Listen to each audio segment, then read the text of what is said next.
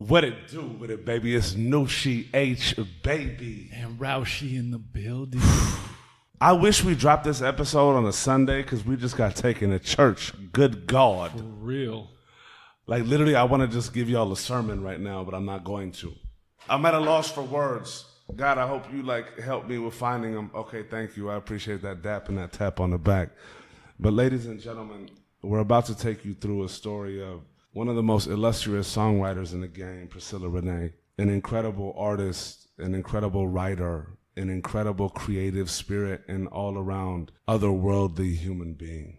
And what you're about to go through is a deep dive into the human essence of one of the most profound creators of our generation. And it's an absolute honor to be able to give you guys this type of access and for Priscilla to give us this level of vulnerability. And without further ado, we give to you Priscilla Renea. Mama! We made it!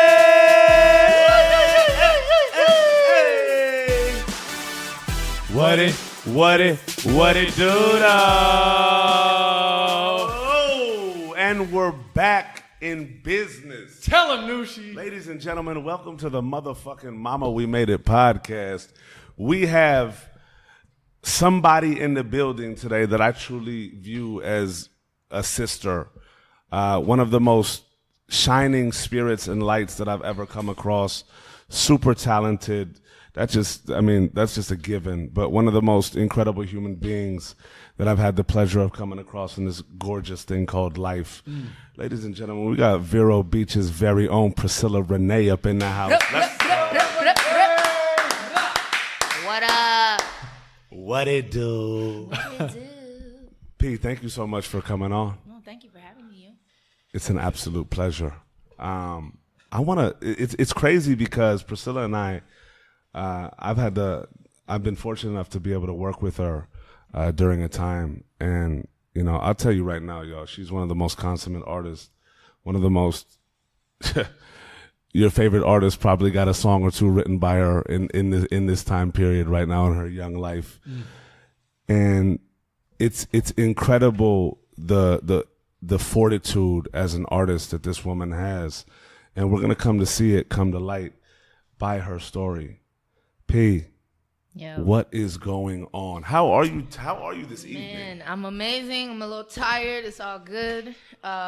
We just got back in town. I was visiting my parents in Vero. How are they?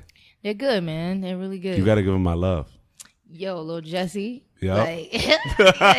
He's a rapper now. His name is Lil Chicken. Oh, that's incredible. Lil Chicken in the mix. Little chicken in the mix. What it do? Lil Chicken? That's one of the greatest names I've ever heard. Yo, he came up with that on his own, too. I love that. Yeah, man. I love being around my family. Yo, Lil Chicken. Lil Chicken. Speaking of your family, tell us, how was it growing up in Vero Beach? Talk to us about that. Well, I was a military brat. So my dad was in the Navy. My grandparents are actually from Wabasso, which is like 20 minutes. Wabasso. Got it. Yeah, it's not on the map. It's Yeah, I was like, what? Wabasso. Wabasso. They still got dirt roads and like a flashing light, stop light. Like it's very, very, very country.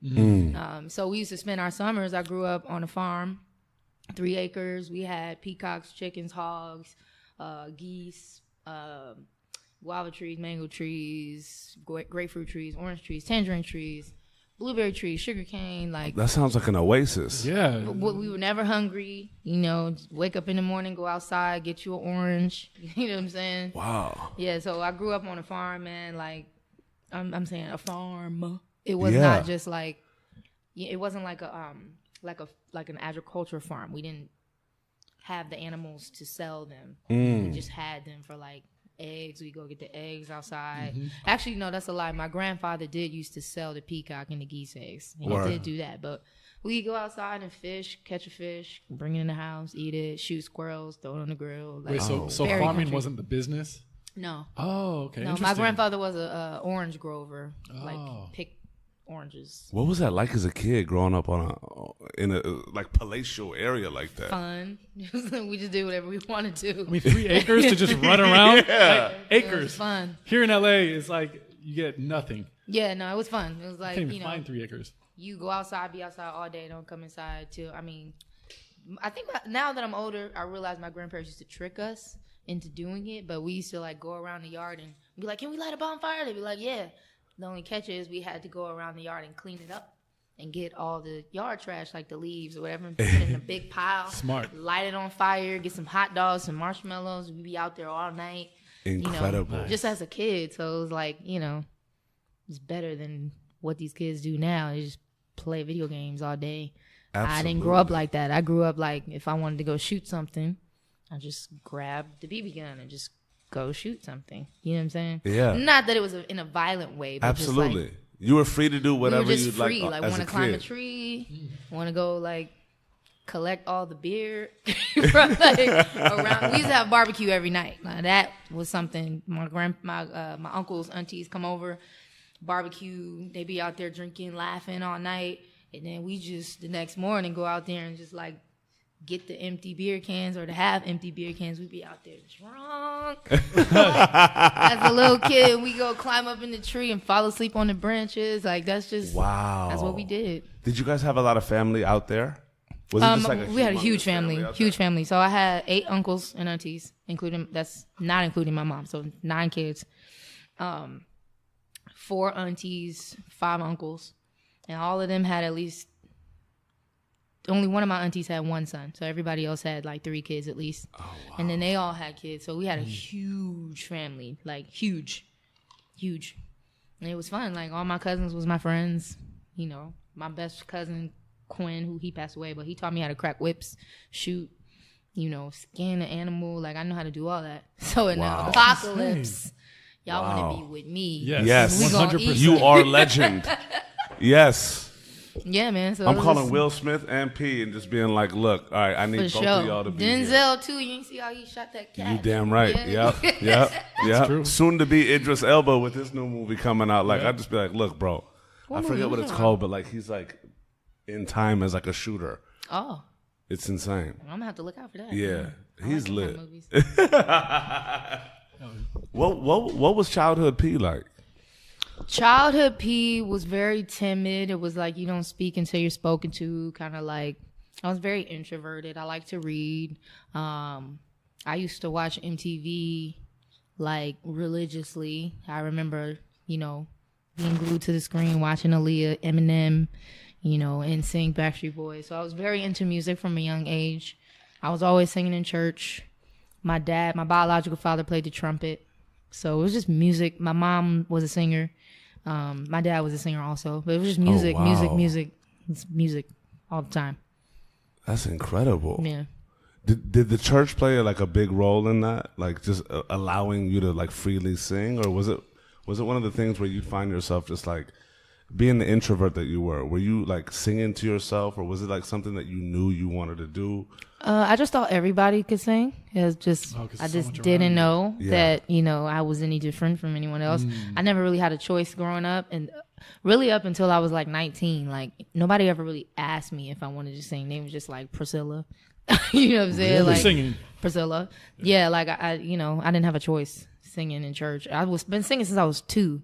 Wow. So it's just like just what I did. Like, oh, you talking about the singing Priscilla? Yeah. You know, that was me growing up. And I didn't really walk around the house singing like that because my mom was always telling me to shut up. Somebody was like, you know, I got a piano for Christmas one year and I was like playing it. My granddaddy was like, cut that noise off.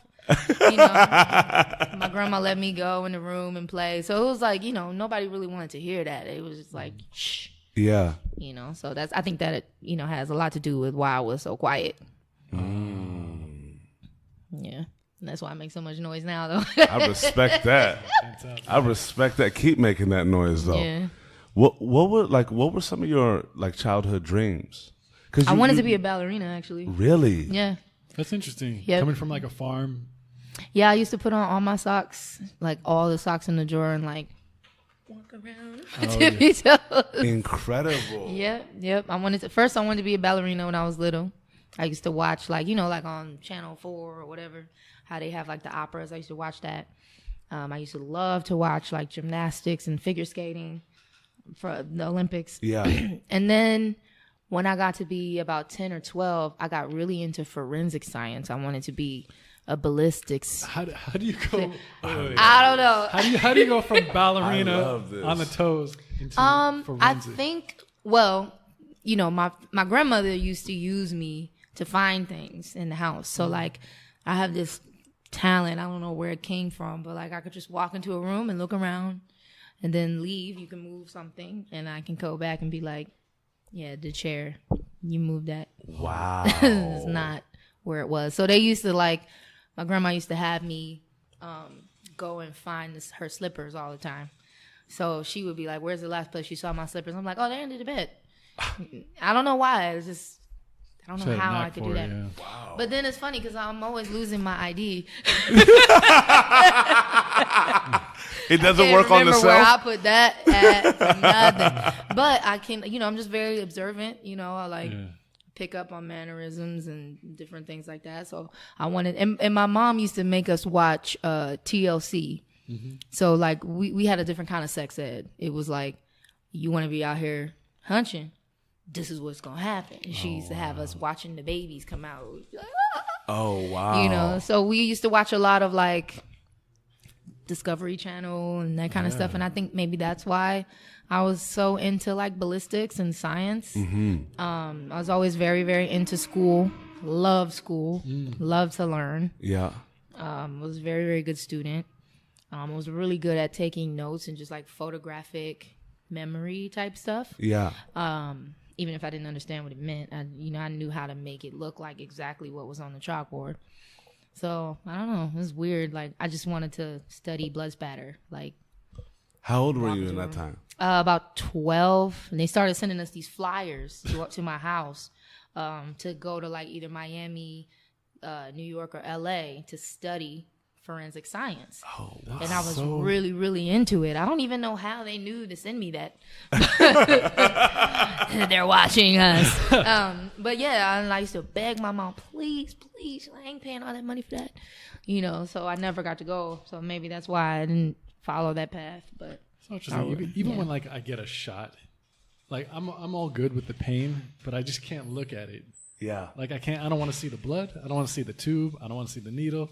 Just let it happen and be done. Like It's wild because like I love watching like detective shows and like True TV and the forensic files and all that. But when it comes to like actually being in front of it, I'm such a queasy, like wheezy with it though, bro. It's insane. that doesn't bother me. I think it's, I'm more into like, how did this happen? Rather than like there's a dead person. You know what I'm saying? Not that I'm insensitive to that type of thing, but like, yeah, it just really intrigues me to be able to be like, oh, okay, so they walked in, he was here, pulled the trigger, bam, blood goes here, he fell. You know what I'm saying? I like to. I think that's, I think like that as well, when it comes to like music in this industry. I think like that. Okay, he ain't called me back. This happened. Now this person called me out of the blue. Bam, I see what happened here. You know what I'm saying? That's just the way I think. I'm like a global thinker. Oh, wow. Yeah, I don't know. I'm kind of weird like that. That's incredible. That's though. amazing. Because you had a very imaginative mind from the onset. Where do you think that kind of stemmed from? Was it just like you being very curious? I think I just like to explore, and I had to ask to go outside till I was 19. So Really? I was very sheltered.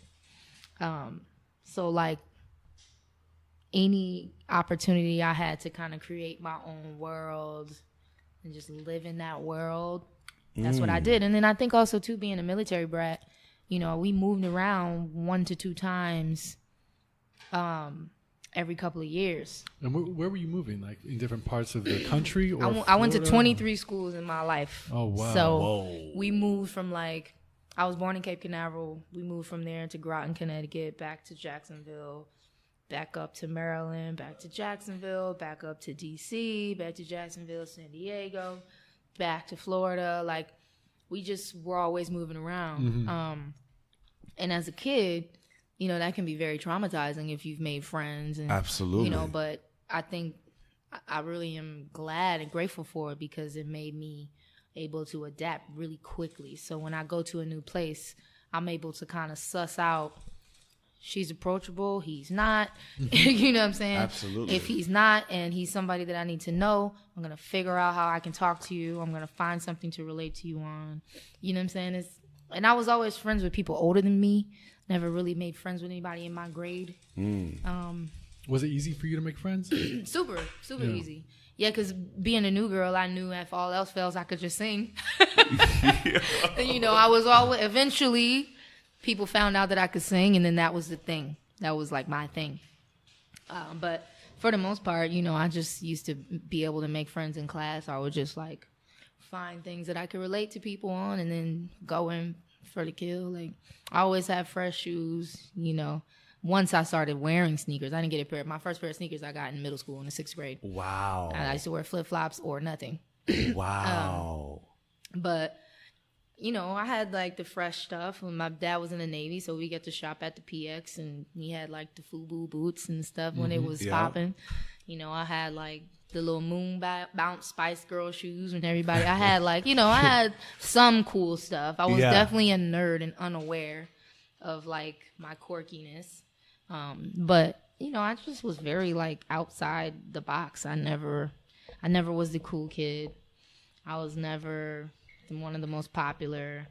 I just kind of did my own thing, you know. Well, go ahead. I say, because we've had a few military kids on the show.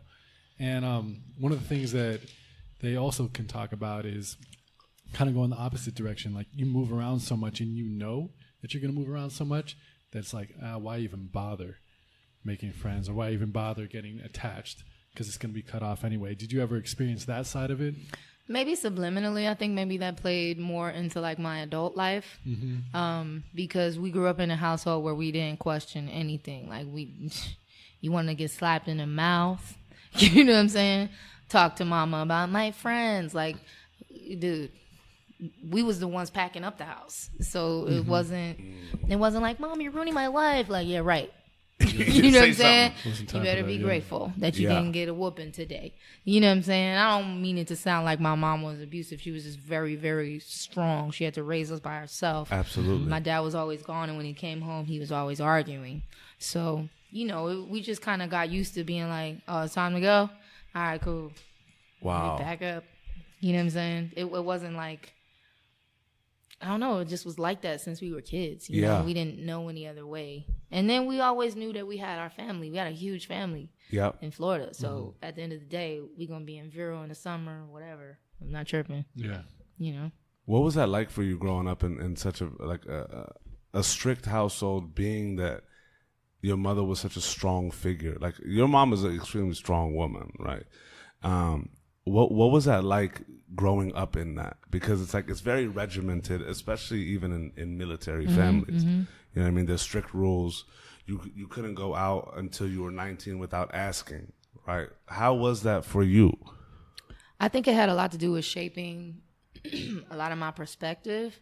I think that because I had such a strict and like planned out for me life as a younger kid, that's why I'm so like, ugh. As an adult, like, you're not going to tell me what to do, bro. No. Yeah. Sorry. If it doesn't make sense to me, bleh. Like, I have no patience for that. That's the title of this episode, by the way. If it doesn't make sense to me, bleh. Like, no, for real. I mean, you can ask my husband, man. Sometimes I have to check myself because, he tried to tell me stuff in such a structured household. Like, man, when my dad was home, he would like come in the room and wake us up with a flashlight at 5:30 in the morning, and like military style. I'm talking like, reveille, rise and shine, with a flashlight. We'll be like, we are not in the Navy, bro. Stop doing that to us. So now, like, I just can't deal with people rushing me. Like, dude, you knew that you needed this at 6 p.m. Don't hit me at 5:30 and expect me to rush. I'm sorry. You should have just been more organized. I don't mind doing it for you, but I'm not going to go outside of my comfort to help you. Yes. Like, I have a rule about that. Don't ask me to do something you yourself would not do. Straight You would up. be mad at me for coming to you 30 minutes before I need something. Be like, yo, I need it. That's so rude. Yeah. You know what I'm saying? And I didn't get like that until recently, because I used to just bend over backwards for people. I used to just do whatever. Like, oh, well, they really need it. And, you know, put myself on the back burner, and it worked for a minute. But then I started getting angry and bitter, you know what I'm saying? And it's like, I think a lot of that had to do with just how I was raised. You know, I didn't have a voice. I didn't have an opinion. You know, I wasn't able to, like, express myself through music. I had to be quiet, or I had to do it when my parents weren't home. That's how the YouTube started. You know what I'm saying? So it's like, I'm grateful for the way that I came up, because I didn't have to bump my head until I'm 35. You know what I'm saying? To get it. Like, I went for my dreams. Nobody could tell me nothing. As soon as I was able to, like, get out here on my own and do it, I moved to LA when I was 21, something like that. I had been coming to LA since I was 19, but I was not having it. I'm just like, you told me what to do for the first 19 years of my life. Yeah. Butt out. Sorry. Yeah. I'm going to do Butt this. out. Yeah. I'm doing it. You're not going to stop me. Like, they tried to bribe me with a car. Wow. You need to go to college. You need to have a plan B. And I remember this. I thought I was going to die. I remember yelling at my mom and be like, I don't need a plan B. I don't need something to fall back on, because I'm not going to fall back. And I slammed the door. Wow. And I was just standing there like, oh, snap. She's going to come through this door. Any minute. She never came. She left me alone. Wow. And I was like, dang. Like, maybe she really... I never talked to my mom like that. Are you kidding me? Like, what? No. My mama can slap you so hard. Like, I don't even know how to explain it. Like, she slapped me so hard, I thought I was on the moon. Wow. Like, for real. So you don't talk back to her. Yeah. And I said that, and she didn't bother me. So it was like, wow. You know, then she started encouraging me. And, you know, she wasn't always the most supportive in the beginning. She thought it was just like childhood childhood rhetoric, like, I really want to be a singer. You know, every kid wants to be famous. It's crazy to think of that dynamic, because it's hard for parents. I feel like, especially old school, right, is that we start to kind of realize things in that, you know, and this is a kind of a theme that comes up, you know, quite a bit in these scenarios, is that I feel like it's something so scary for parents, being like, wait, you're going in entertainment. I've heard so many things about it. It's not like guaranteed. So many people like lose their lives in attempt of doing this. Sure. We'd much rather have you be a doctor or a lawyer or a businesswoman or this, that, and the other. All these things that are kind of like safe and independent, just from the standpoint of, you know, wanting to make sure that their kids are okay.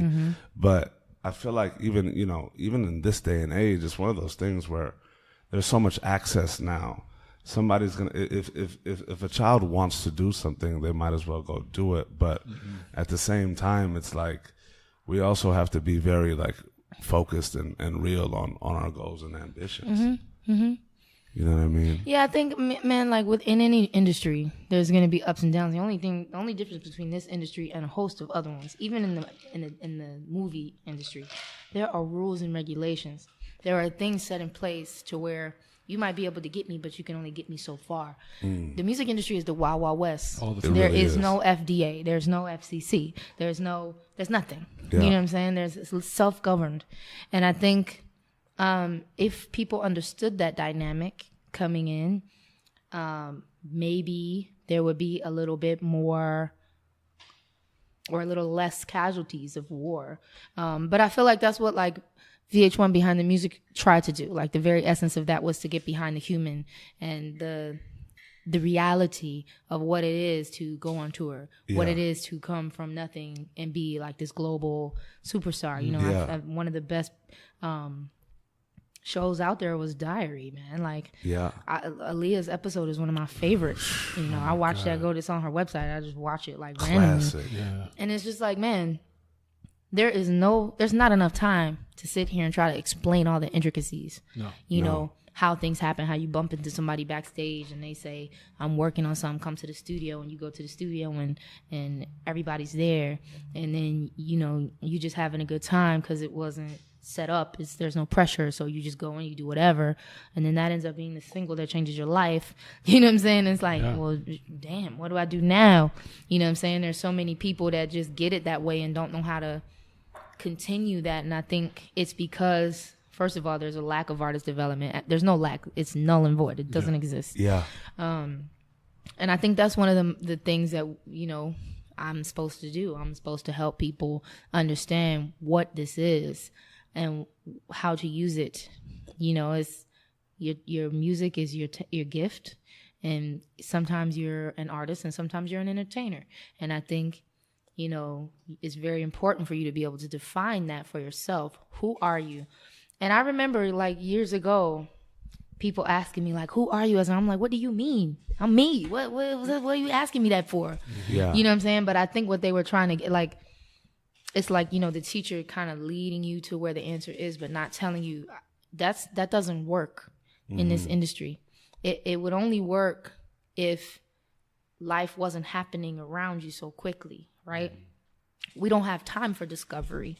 No. In this business, you need to come in knowing or come in not knowing anything and get bulldozed. It's like you come in knowing, but then not knowing how to finesse, you get X'd out.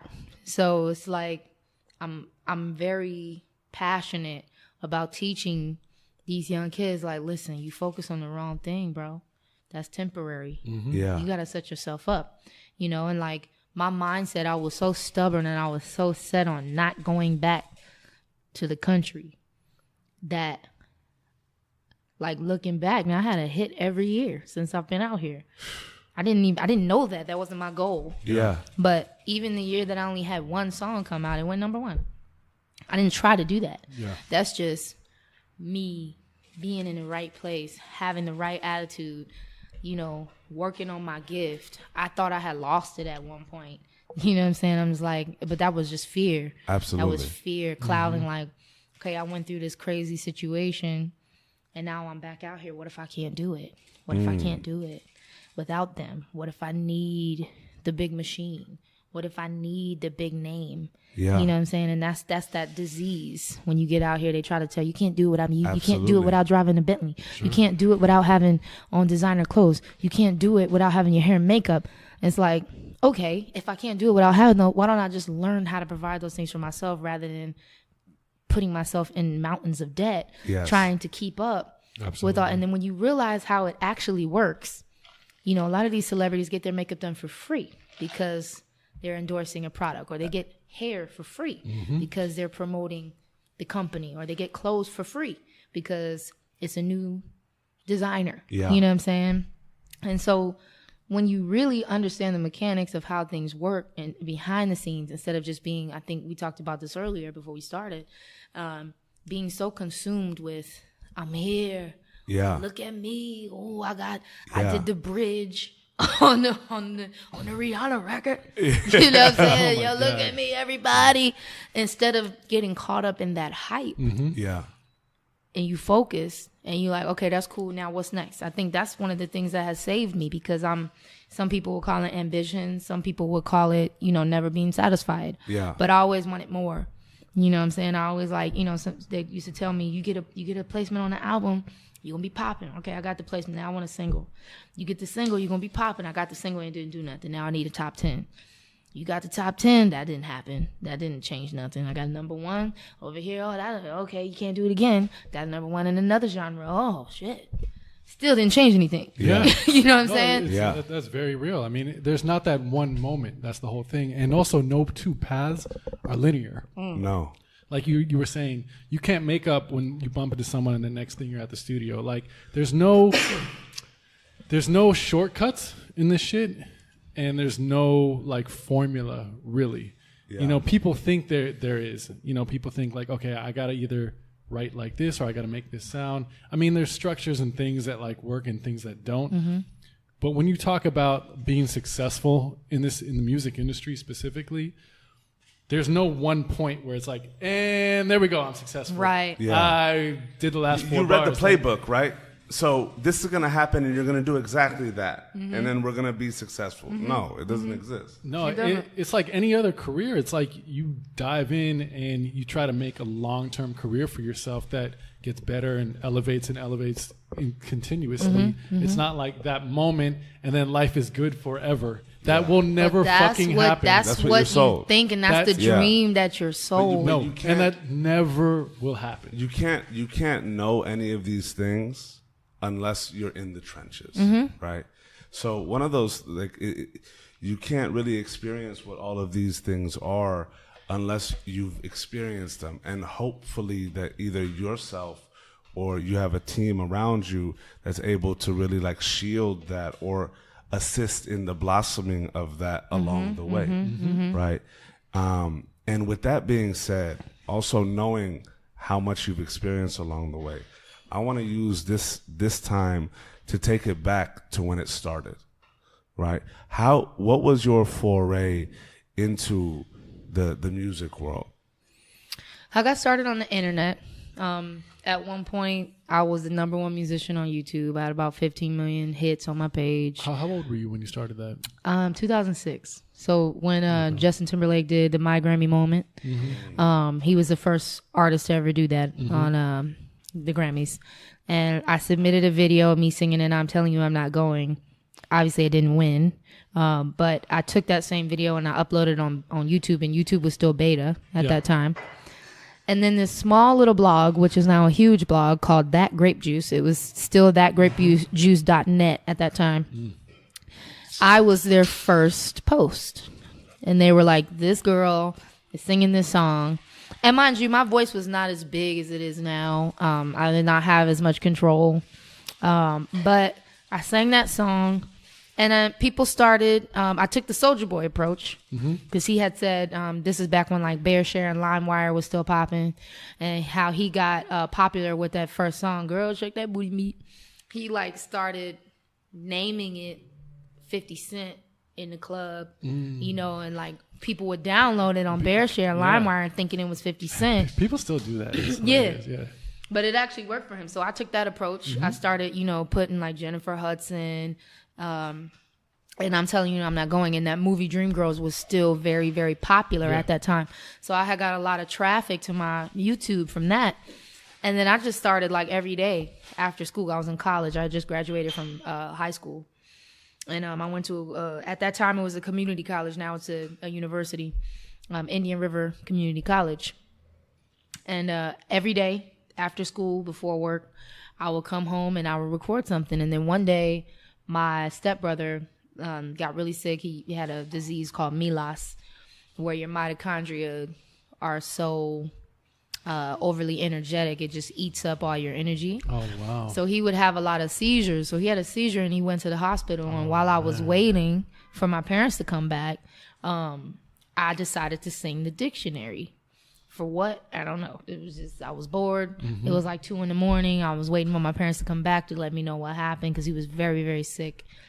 And I just sang the dictionary to the tune of Glamorous by Fergie. So I played that beat and then I just sang, you know, the first like 5 pages of the dictionary. Just going through word by word. Yeah, like aardvark, Aaron, Abby, Ebby, Ebba, like that. Oh, wow. And it was fun. It was funny. Kept my mind off of it. And I uploaded it.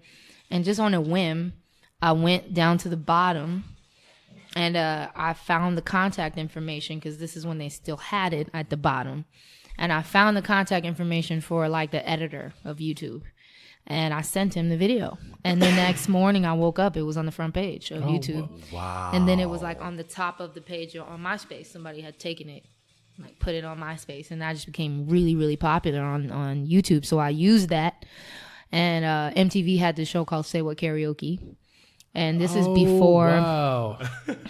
Wow! Yeah, yeah. Bring it so back. I was on this talent website. I forgot the name of it. It was like eTalent or something, where you could go and find auditions. And I saw one for MTV Say What Karaoke, but you had to be a New York resident. And obviously I was living in Florida and I had no way to get to New York. So I emailed them and I said, hey, I'm really, really popular on YouTube. But I pretended to be somebody else. I pretended to be my own manager. Awesome. And I was like, yeah, she's really, really popular on YouTube. She's got this. She's on the front page right now. Here's the link. And I got an email back, and they were like, well, I'm sorry you don't live in New York. I don't know how we can do this. I said, well, there's this really cool program called Skype, and I can call in and we can do something that way. So I remember the producer's name was Shannon. And so we did that. And I remember, I think, New York and Aubrey O'Day, I think, were the judges. Oh, and, yeah. I was like, the New York. the prize was a 50-inch TV. I really, really wanted it, like, bad. And so I did it, and obviously I didn't win. The other girl won, and I think she sang. First of all, they had me looking crazy. They told me I had to dance, and I knew, my dancing skills, you know what I'm saying? It ain't really that popping. I want to continue this, but I got to just take a moment to dive into like this culmination, because it's very juicy, and I don't want. Mm-hmm. Hey, shout out to the juice. Squeeze that. I want to squeeze this. Let's do it. Come on. So while this is happening, and like you're becoming this star through YouTube, and you're getting these opportunities, and like all this stuff is happening very quick. The farm girl is becoming like out into the rest of the world via the internet. Mm-hmm. What was that like for you, in just and kind of like where you saw your career was going? Was it like the first time you're like, yo, I could really be a singer, I could really do this, I'm all in on this? What was that whole experience like, just where your mind was at that point? I really think up until maybe like 3 or 4 years ago, when I really hit like my rock bottom, I was just going. Like, I didn't see it as like, yeah, I'm about to be popping. Like, there's something I was so nice about that naive. I was very naive. Yeah. Being so green and so new that like, if you almost had known, you may not even have done it. I probably would have destroyed everything. Or destroyed all of it, yeah. I didn't know how dope I was to everyone else. I didn't know how people were perceiving me. I just really wanted to play guitar. I really wanted to sing. I really, like, I got accepted to the New York School of Film and Television when I was 17. My mom wouldn't let me go. So, you know, that's why I ended up at a community college, because I was like, well, I'm not applying to any college. I applied to one university. How was that for you? It was like a burning. Like, I was so upset with my mom. Like, why are you trying to keep me from doing this? I'm going to do it. You're not going to stop me. I applied to one university, Columbia, and I got in. But I didn't want to go. Like, I'm like, what am I going to do here? You know, I'm going to take business. Like, my mom wanted me to do communications. I'm like, this is not, like, I just felt this unction. Like, when I went to go that way, it just hurt. Like, it just didn't feel right. And I remember telling my mom, if I turn 23 and I graduate, I spent 4 years in university, and I turn 23 and I can't do anything with this, I would never forgive you. I just remember thinking, like, I can always go back to college. You went back. Yeah. Why do I have to do that? Why can't I just shoot my shot? Like, so it just never felt right. I just knew that was not what I was supposed to be doing. I really wanted to be on Broadway when I graduated from high school. Wow. I thought that's where I was going to go, but, you know, that got detoured. And I just really wanted to just express myself. Like, I had to. I just really wanted to. I don't know. I just love that it comes from that place. Especially thinking about how YouTube and the internet works now for people. Yeah. Versus how it did back then, obviously massively different. But the fact that your drive came from almost a way to like let yourself out from these 18, 19 years of being so like restricted. You just needed to get it out. Like, that was the catalyst. That was the most important thing, more than what am I going to do for a job? What's my career going to be? Am I going to make good money? All those worries that I think a lot of kids have when they kind of enter college and have to start thinking about, you know, what they're going to major in and things like that. For you, it seems like none of that was even a priority. The priority was just getting yourself out. I really just did a lot of, like, I worked at Victoria's Secret for one day. I quit. Like, they were like, oh my God. Like, first of all, I aced, they do group interviews. I aced my interview. One day. And they hired me. I came into work the next week. You had to wear heels every day. And I'm really tall. So, like, I'm 5'10" already before I put on heels. And they had me bending over these little tables, folding underwear all day. And the manager was like, you're such a great little underwear folder. I think we might make that your job. I said, shh, won't be back. Psych. No. I made $35. I never cashed that check. I just let it sit there. I'm like, bro, $35 for a whole day of breaking my back, folding underwear? You have got to be kidding me. I'm not doing this. No way. No, you can't even buy underwear with that. Like, that's crazy. No, I'm not doing it. Then I worked at Steak and Shake, which I actually kind of love that job because the shakes was lit. Even though I would not advise eating there because it's very gross. Like the cleaning. Sorry, Steak and Shake. Sorry, Steak and Shake. It's popping. It tastes good, but it's not clean. They used to get mad at me because I used to be like, bro, we got to take this out of here. And they were like, stop giving us more work. You know what I'm saying? But, there's a reason why some people work some places. Yeah. You know what I'm saying? They don't want to work hard. They want to just do the minimum. You know what I'm saying? Even I used to work at Bono's in Vero. And I was a hostess. People used to complain that I smiled too much. Why you always smiling? Why she smiling? What's my job? It's the first thing you see when you walk in here. Yeah. You know what I'm saying? So I've always had this like overachiever. I was the kid that was like, the little, the projector with the clear thing. I was the kid that was writing it, like doing it. Because my teacher thought I had great handwriting and I was just really good at it, Oh, the thing where you write and it shows up? Yeah. What are those things called again? The projector. I don't know what the paper is called, but like, the translucent paper. I used to like just go over and above and go the extra mile and smile at people and make them feel, I don't know where I get that from, but I just always was trying to like go above and beyond.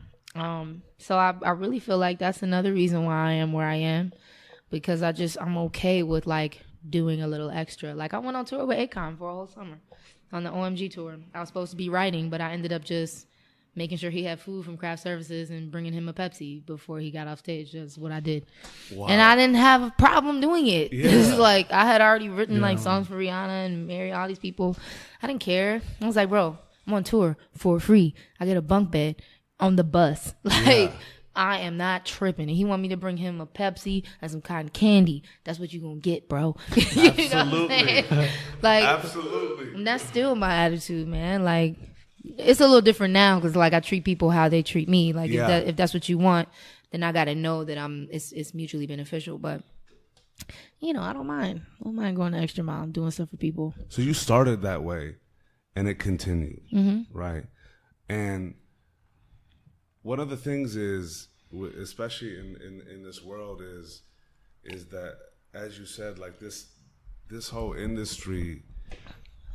At the end of the day, in any career path one takes, if you're not ready as a function of doing whatever it is that you love to do it, and you just do it for the accolades, you'll get eaten by the system, right?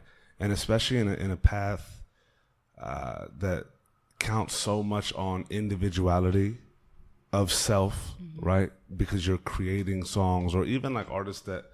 There's so much to the creative process, but in your shoes, like being the creator that you are, it has everything to do with who you are and how you see the world and what stamp you want to leave on the world. And naturally that gets tested, right? It's always a want to break in. Like you started seeing a very warm reception to your work. And then naturally you're in Florida. Like, how did that kind of progress for you in terms of being the country girl that really just wanted to express herself, that realized who she was in the world and had made a very stark decision and a very strong decision that now I'm at a time where I'm an adult, right? I'm 18 or whatever, 17, 18, in that time period where it's now I'm a woman I'm going to, whatever, you guys have done everything you can for me, but I'm going to make my decision and this is what I'm going to go with, right? When you got there, how was that for you in terms of just like walking into the world that you were going to be stepping into? Well, first of all, I did not realize who I was. I might have known what I wanted to do and known like what the burning in my gut was telling me. But I definitely didn't know who I was. I just figured that out like maybe 2 years ago. And I didn't feel like an adult. I felt like I am an adult in age, but my experience is so limited. I really am like a child, you know.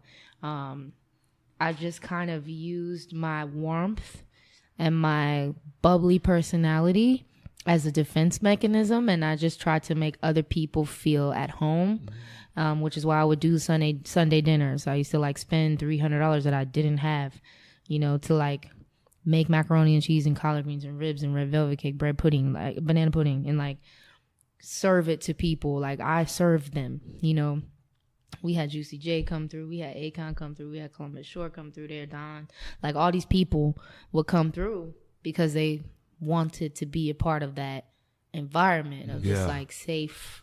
And I knew that if people were anything like me, and they came from far away, they didn't have a place that felt like home, you know, because I would go to my apartment, but it still didn't feel like home. It was like, and unless I was able to spark up a blunt or drink something, I didn't feel comfortable where I was. Was that even early on? When I first came out here, I was self-medicating like, oh my God, like crazy. I had a problem. I had a problem, like bad. I was very unhappy. You know, I was signed to a production company that was taking advantage of me. I was with a manager that was trying to keep me in a certain mental state, making me feel like, oh, you only make me this much when really it's this much. Yeah. I didn't have a way to check that. I didn't know that I had a right to ask for certain things. I felt like he had the power. I felt like a lot of people had the power to like, you know, blow out my candle. If I didn't do what they wanted me to do, and I think that has a lot to do with like my upbringing, because my mom was like, what she say goes, like what you don't question that. And I think for the longest time, I had a problem standing up to authority because if you were older than me, I felt like I had to listen to you. And so I was very unhappy. I would like drink a whole bottle of liquor a day minimum.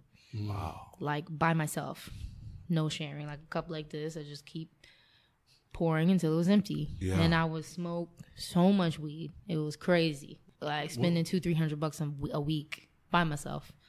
That's a lot for me. Yeah, absolutely. You know? When was this when you moved to LA?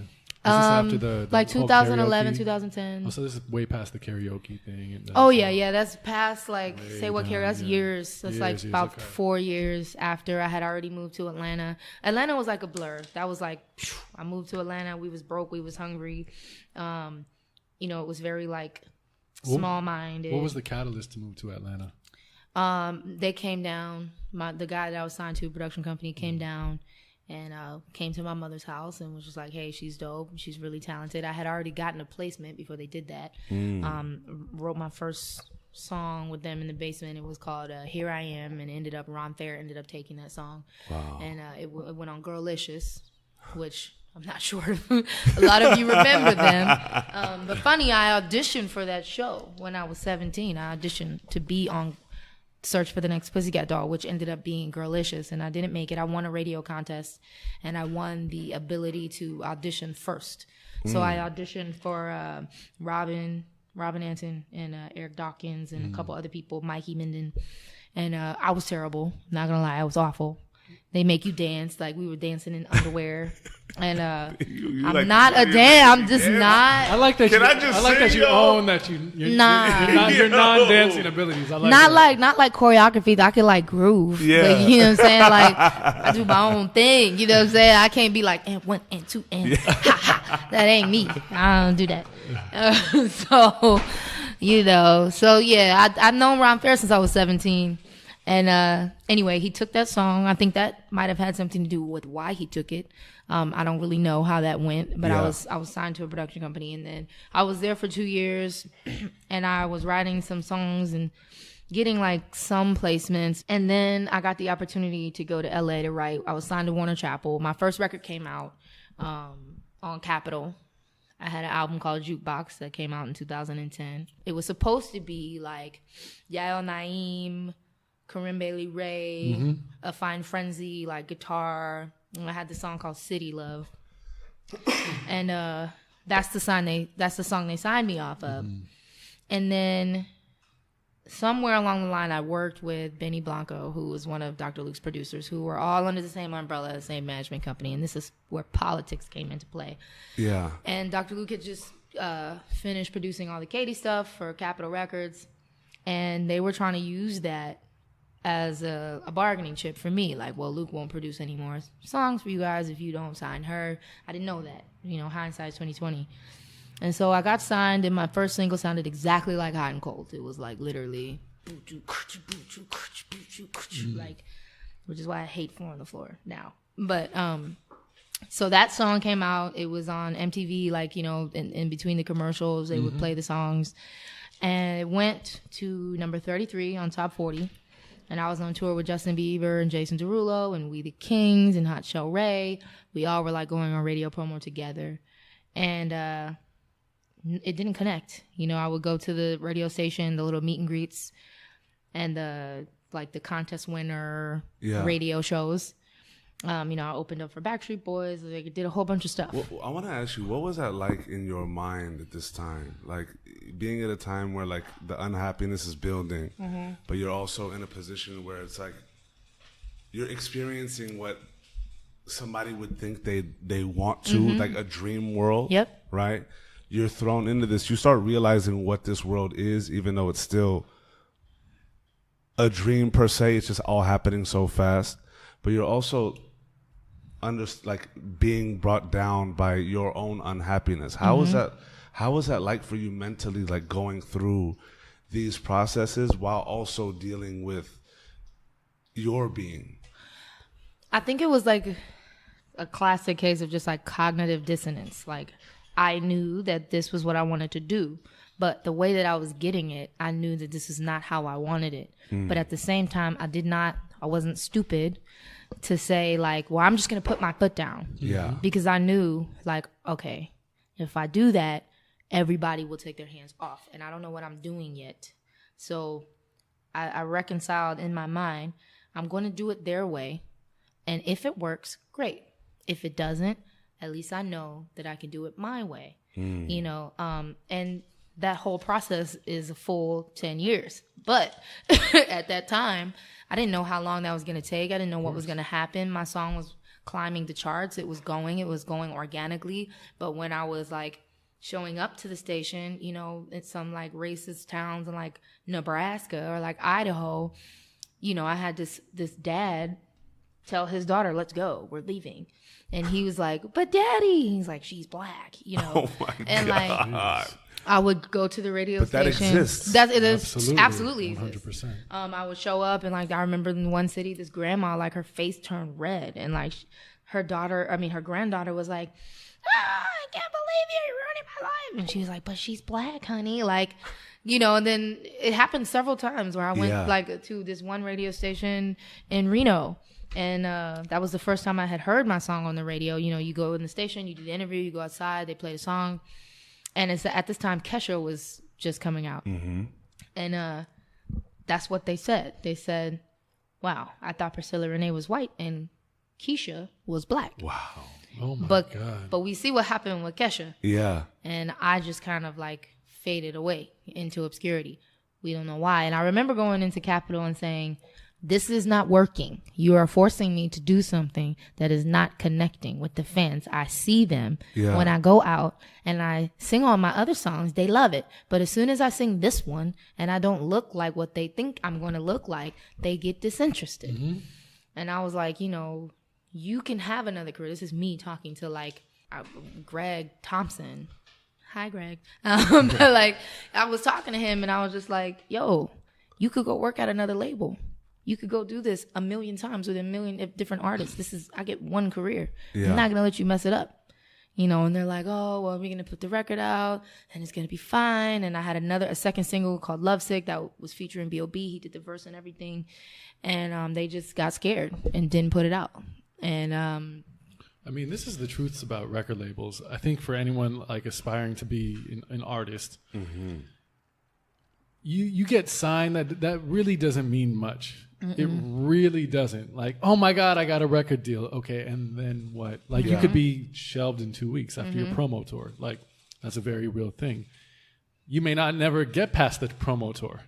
Doing your radio spots, that's a very real thing. Your album might never come out. Your single might be out for a week. Yeah. And that's it. This happens all the time.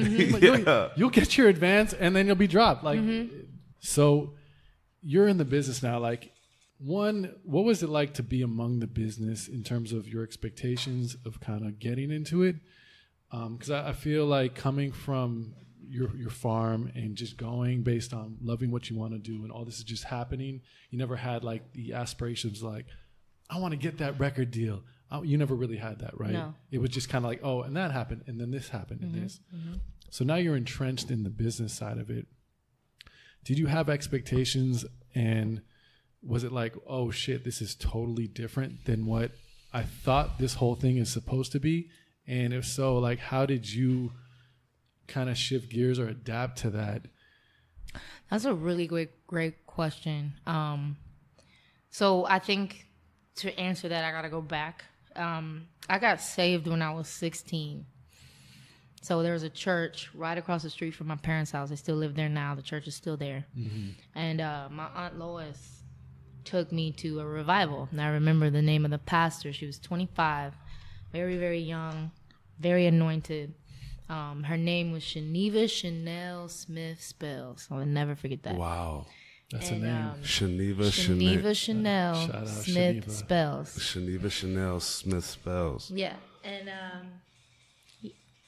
so I'm sitting in the pew, and it's me, this girl named L'Oreal, my cousin Janae, Alex, and Vanessa. And we're all sitting there. And Shaniva, Pastor Spells, she's like preaching and doing her thing, and all of a sudden she stopped. And she said, who in here wants to do hair? And at that time, I had my cosmetology license. I was 16. I was like, trying to make some money. And I used to do hair, for like illegally, for like $10, whatever.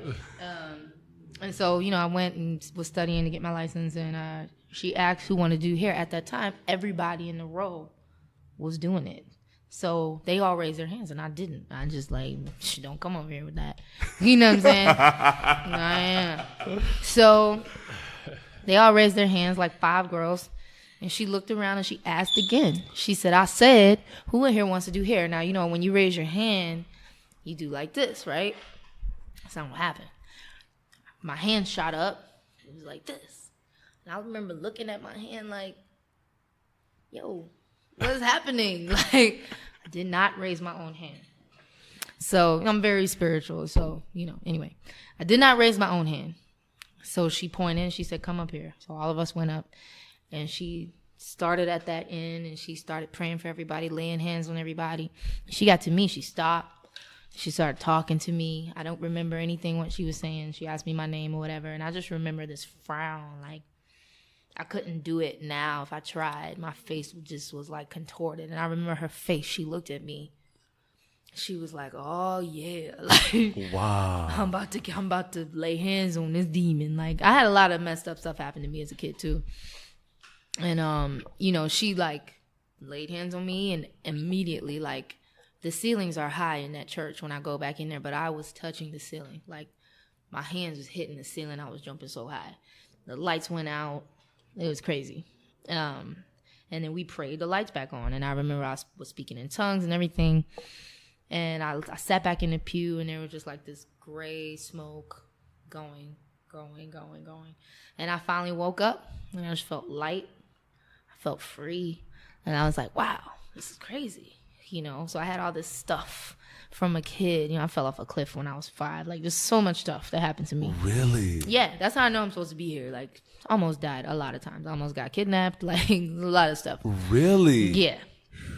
So, I mean, sometimes I tend to like block that stuff out. So sometimes it takes me talking for that stuff to come back up. For sure. But I had a lot of crazy stuff happen to me when I was a kid. And so I got saved. And I think that when I came out here and all the crazy stuff that was happening to me, I had divine guidance and protection. Because there was certain things that I saw and heard and was witness, privy to. Very early on, that I could have gotten really hurt when I first moved out here. You know what I'm saying? And I just was able to I can't say that I was just that smart or that I was just, that aware. I wasn't. You know what I'm saying? I just, certain things would tell me go over here, move over here. And I just listened, I kind of forgot your question, but but I'm just saying, I got saved when I was 16, and I think that has a lot to do with why I ended up in the places that I ended up. Yeah. And what happened to me. Run that back though, because I think it was really important, getting here. Yeah, no, I mean, because that has a lot to do, I feel with that kind of clairvoyance, if you will. Even if it's just something internally that may not be fully guided by you, but it's more of entrenched within you, right? And I think it also is a testament to the fact that even early on,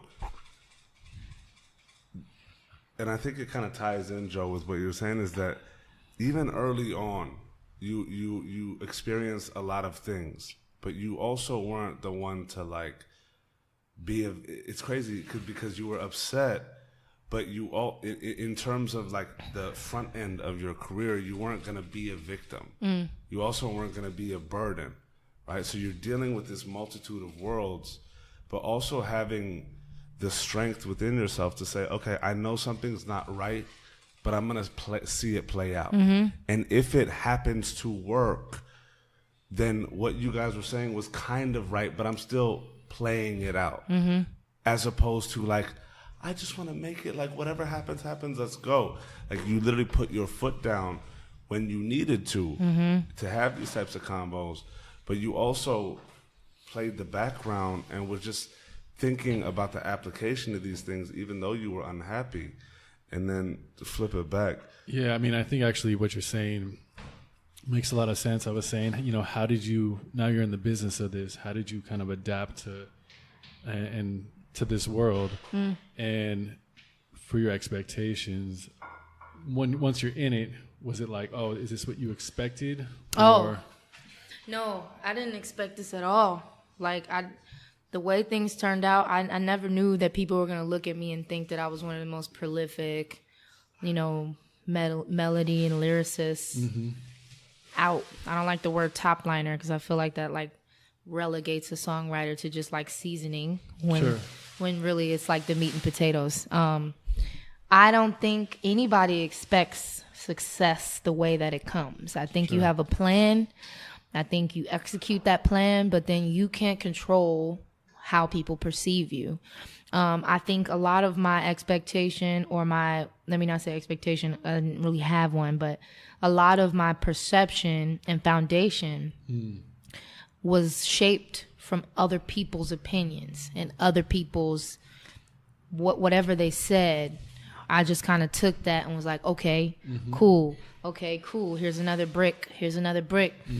And when I realized that it wasn't real, when a lot of that stuff was either to just keep me where I was at that time, to keep me from asking questions or to keep me feeling satiated, when I realized that, my world crumbled. And I think that's why I was saying about the fact that I got saved when I was 16, because there was always this still small voice in there but Priscilla, did you do anything wrong? Did you lie? Did you cheat? Did you steal to get where you are?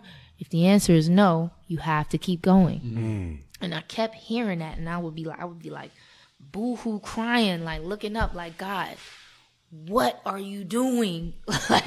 Can you please hurry up? You know what I'm saying? I talk to God like that. I'll be yo, I don't know what you doing. You tripping. You're tripping. You know what I'm saying? Because I talk to you like that. Yeah. And he hears that. So it's I talk to God Can you at least give me something? No, for real. I really would. I'll be yo, if this is not what I'm supposed to do, please give me a sign. But if it is what I'm supposed to do, I need to know something, because you see I'm breaking here. Yeah. You know what I'm saying? And I think if I didn't have that level of spirituality and that depth, I would have broken so many times. I mean, it's like when you're dealing with intellectual property, things that are intangible, right? This music business, like when you're acting, you're using your body. You can feel it. But when you are, unless you're on stage singing, even when you're on stage, you zone out. You don't remember that. You go to a higher place. So when you're writing these songs and you're singing, you can't touch it. You know what I'm saying? So you're dealing on a plane that is invisible. Mm-hmm. And when you can't put your hands on it, if somebody says something to rock that, you gotta have like or something happens that rocks that. You gotta have something to hold on to in order to, like, it's almost like Inception, right? With the dreidel thing. Yeah. You gotta have something that lets you know, all right, this is real. Yeah, this is real. I'm not tripping. Because you start questioning yourself, you know, when everybody is doing the wrong thing and you're maintaining the right thing, but everyone is doing the wrong thing. Everyone. And then they turn around and say to you, hey, you know, we'll make this easier if you just zig instead of zag. You know what I'm saying? And you be like, but if I zig, I'm going to be like you. Yeah. What if I don't want to zag real quick? I don't want to zig. I want to zag. And I don't think that's wrong, because I've been zagging. You know what I'm saying? It's crazy because, you know, the music industry is so weird, right? It's such a personal thing that you're doing. Mm-hmm. And I think on what you said, like this intangible thing, you can't like touch it, like a performance. You can't even touch a song, you know? It's just, and it's so personal because it's creative. It's coming from your thoughts, your experiences, your emotions, real life, everything. Even when you're manufacturing it for something, it's still you. Mm-hmm. Yeah. You know, there's really not always such a big detachment. Even if you're an artist playing a character almost, it's still you, right? And then the business of it is so like, dehumanizing. It can really be that. It really has that element. I mean, we know the music industry has always had that reputation. And because of it, it's the wild, wild west. It's, you know, to have that aspect of it to affect something that's so personal, I think you're totally right. You have to have something that's somewhat of an anchor, something that, like that dreidel, or something that keeps you like real to yourself. Because if you don't, you will get swallowed up, or first chewed up, then swallowed, and then shit out. Man, so many times I would be like sitting there realizing, like, you know, you hear all these stories about like child stars overdosing and dying. And like, you know, when I lived at the Oakwoods, I started realizing I get it. I understand how this can happen. I get it. Because you get so caught up in this false reality. And when you realize that it's not real and it all shatters, you have the option to get up and like start looking for a new beginning, or to just kind of lay there. And like I found so many times I was just existing. I would be like driving and don't even remember how I got where I was going. You know, I would like, there's like patches of my life from like 2010 to 2012, 13. I don't remember. I meet people. I'm meeting them, but they met me before. Yeah. Like, you know, they walk up, yo, P. I'm like, what's up? What was that? You know what I'm saying? Like, bro, I just had to start saying it like, yo, I probably did meet you, but I probably was like really drunk or high. Sorry. You know what I'm saying? I had a problem. I really did. But it wasn't like in public. It was a personal. It was like, I wasn't like intoxicated in public. Nobody would know this unless I told them, you know. And then a couple years back, my cousin Quinn passed away, like right after I met my husband. And I just didn't care. I stopped caring. I was like, yo, I went through this crazy lawsuit. I had a number one on the radio. I had 7 cents in my bank account. They thought I was hiding money somewhere. I'm like, bro, like where? Where is it? Either you're saying I'm smarter than you or you're calling me a criminal. Or which one is it? I don't have anything.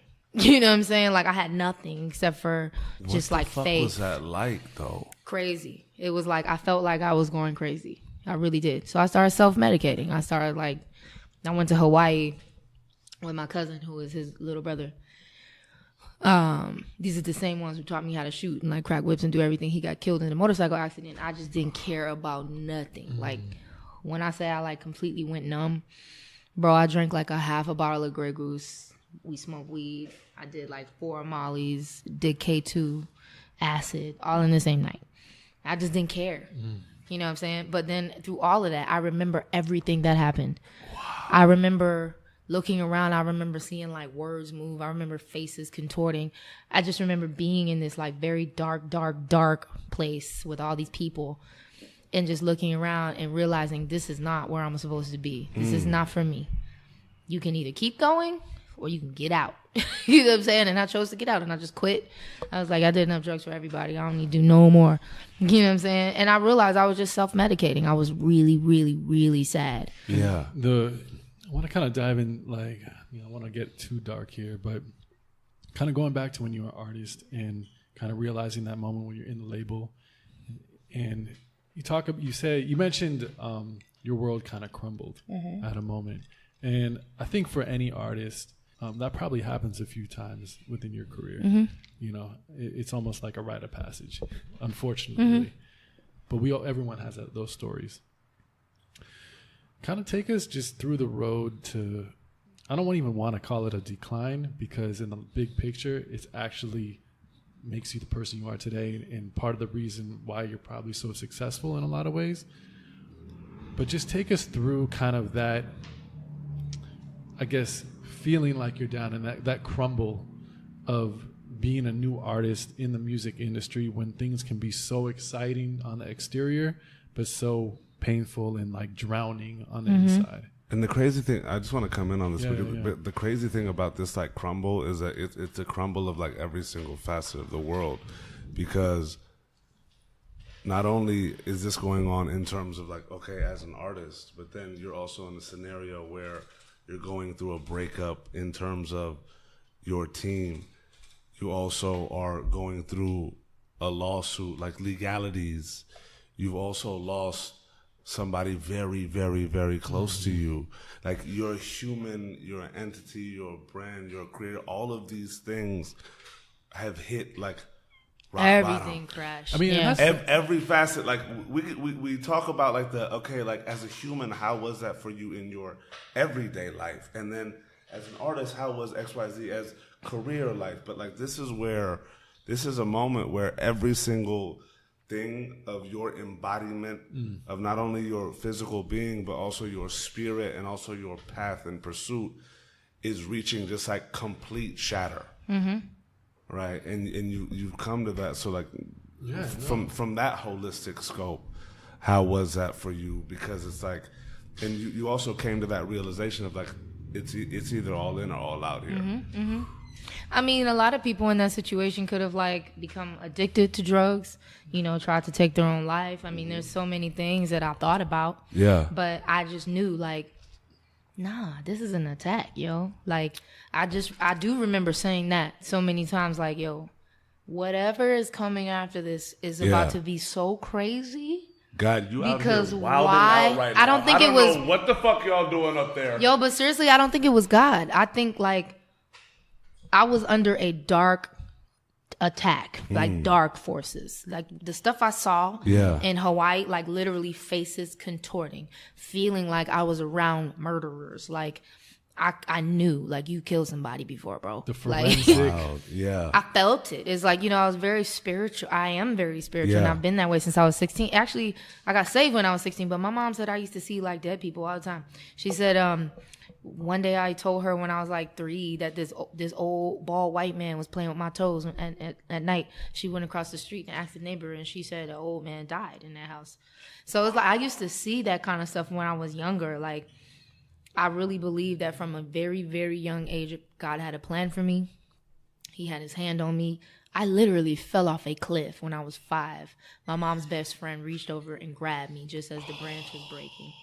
You know what I'm saying? Like, there was a ravine and water and like rocks. I remember looking down. And the one thing that I will say, and I think all of those experiences, like, people always wonder, what's it like when your life flashes before your eyes? It is so peaceful. There's nothing you can do except for just take a deep breath and say, well, I hope it doesn't hurt. You know what I'm saying? Like, I've had those experiences so many times to where I'm just like, well, okay, God. You know what I'm saying? So, like, when I was going through that situation, I just remember, like, separating. Like, you know, we are three parts. We have a spirit. We are a spirit. We live in a body, and we have a soul, which is your mind, your will, your intellect. That's your soul, like what you've been through and the way your experiences in life and the things that you learn shape the way you think and your unique perspective of the world. That's your soul. So I had to separate it. Separated my spirit from my body, and I just existed. I just went. You know what I'm saying? Like, there were so many times, like, I just like went through the motions. Yeah. Like, get up, do what you got to do. It's cool. It's wild though for me to finally understand now. Like, okay, yeah, you did go through the motions and separate it because you've experienced this time and time again, even in your youth. Mm-hmm. It's not something that's just brand new here. Yeah, it didn't freak me out. You know what I'm saying? I was like, okay, this is one of those times where it's not going well and I can't do anything about it. So what you gonna do? Kill yourself? Yeah. No. You know what I'm saying? And what's so weird is, like, on almost the opposite side in terms of, like, the exterior, you can be like a highlight reel, right?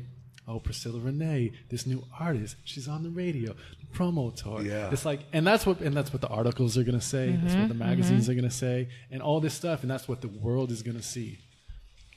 But what's actually going on both internally and even externally in the inner circle is so fucked up. Yeah. Yep. It's so fucked up, and this is how it is a lot of the time. So when you talk about being in the music industry, you have to survive that. Mm-hmm. Yeah. You have to, like, that's the shit. Like, everyone's going to work hard. Everyone's going to be a great artist who's even signed and really wants to do it. Everyone wants to aspire to be that. But you got to survive that to just get started. Man, to get out with my mind still intact and even stronger, I'm so grateful for that, because I was on the brink a couple times of just like, my mind, man, like, I don't play that. When I feel like somebody's trying to mess with me mentally, immediately I'm like, yo, fam, you're going in the bucket. Yeah. It's a couple A&Rs out, they be trying to play with me. Sometimes be like, you going in the bucket, bro. You know what I'm saying? I see what you're doing. I see you. I see what you're doing.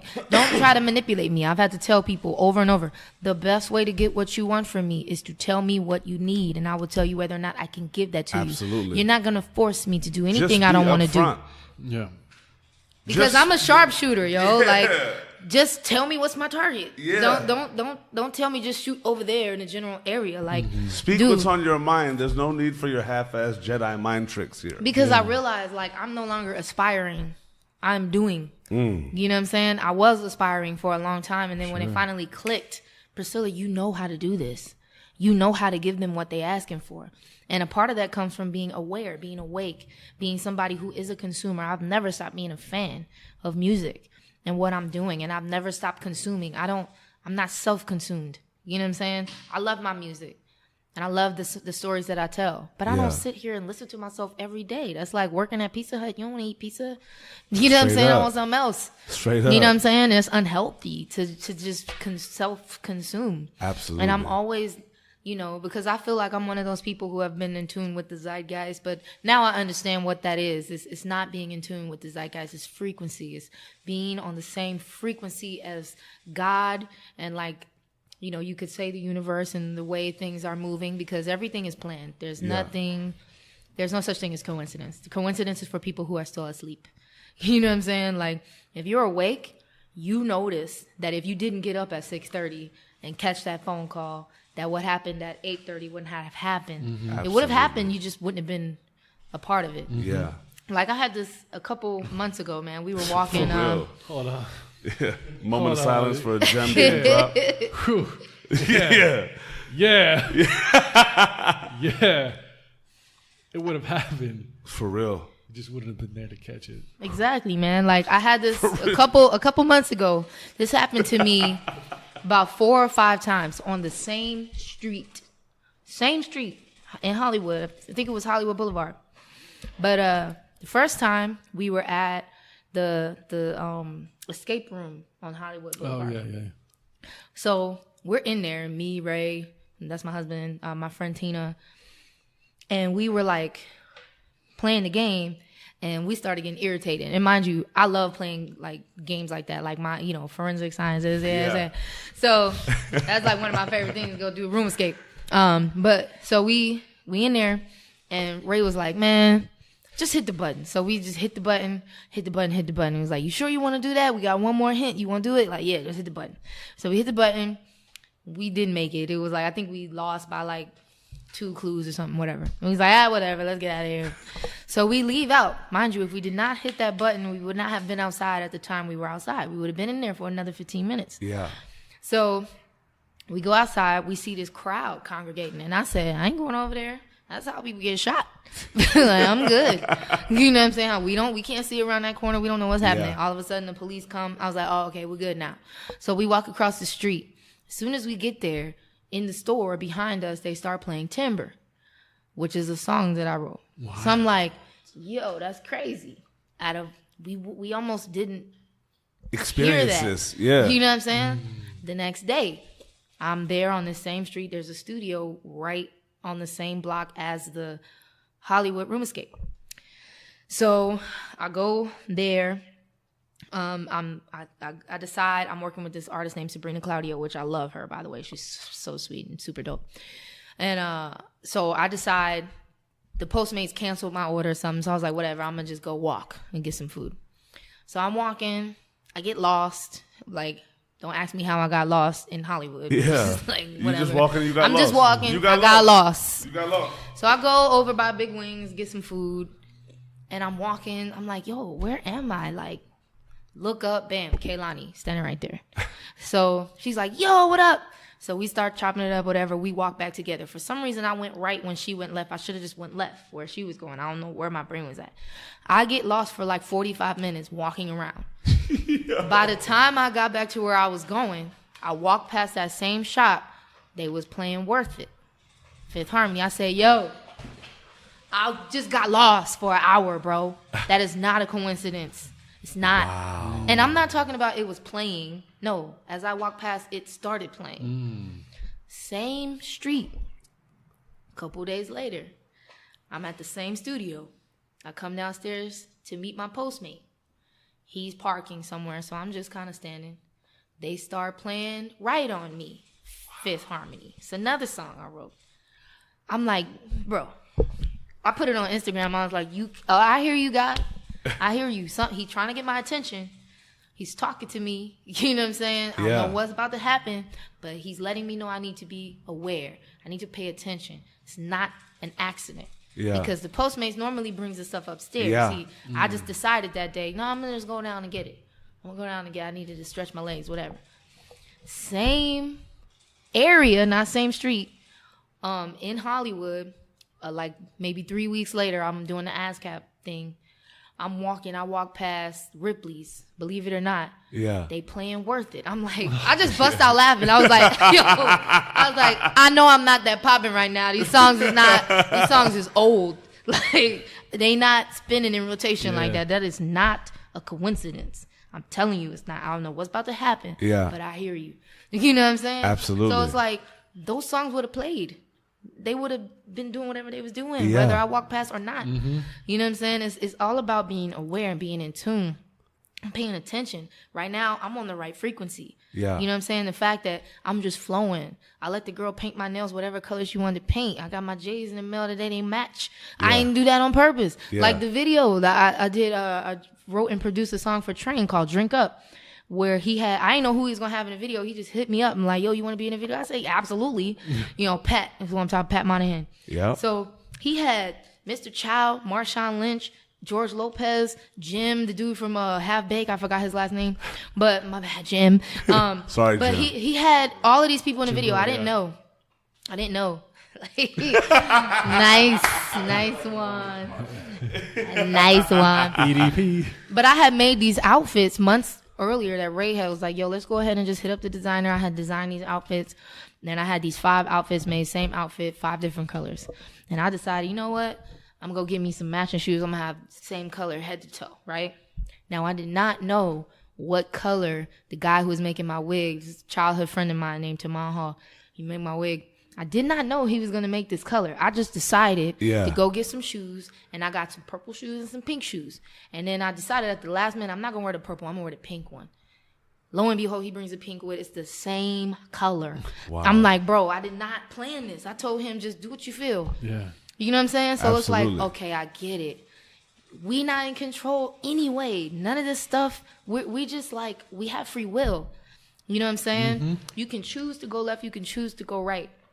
The story's only going to go a certain way. Absolutely. You know what I'm saying? Because there's other people that are involved. So you either take the blue pill or the red pill. These movies, these TV shows, they talking to you. They telling you how it goes. Absolutely. You know what I'm saying? And when you're tuned in and you watching them, you start saying, okay.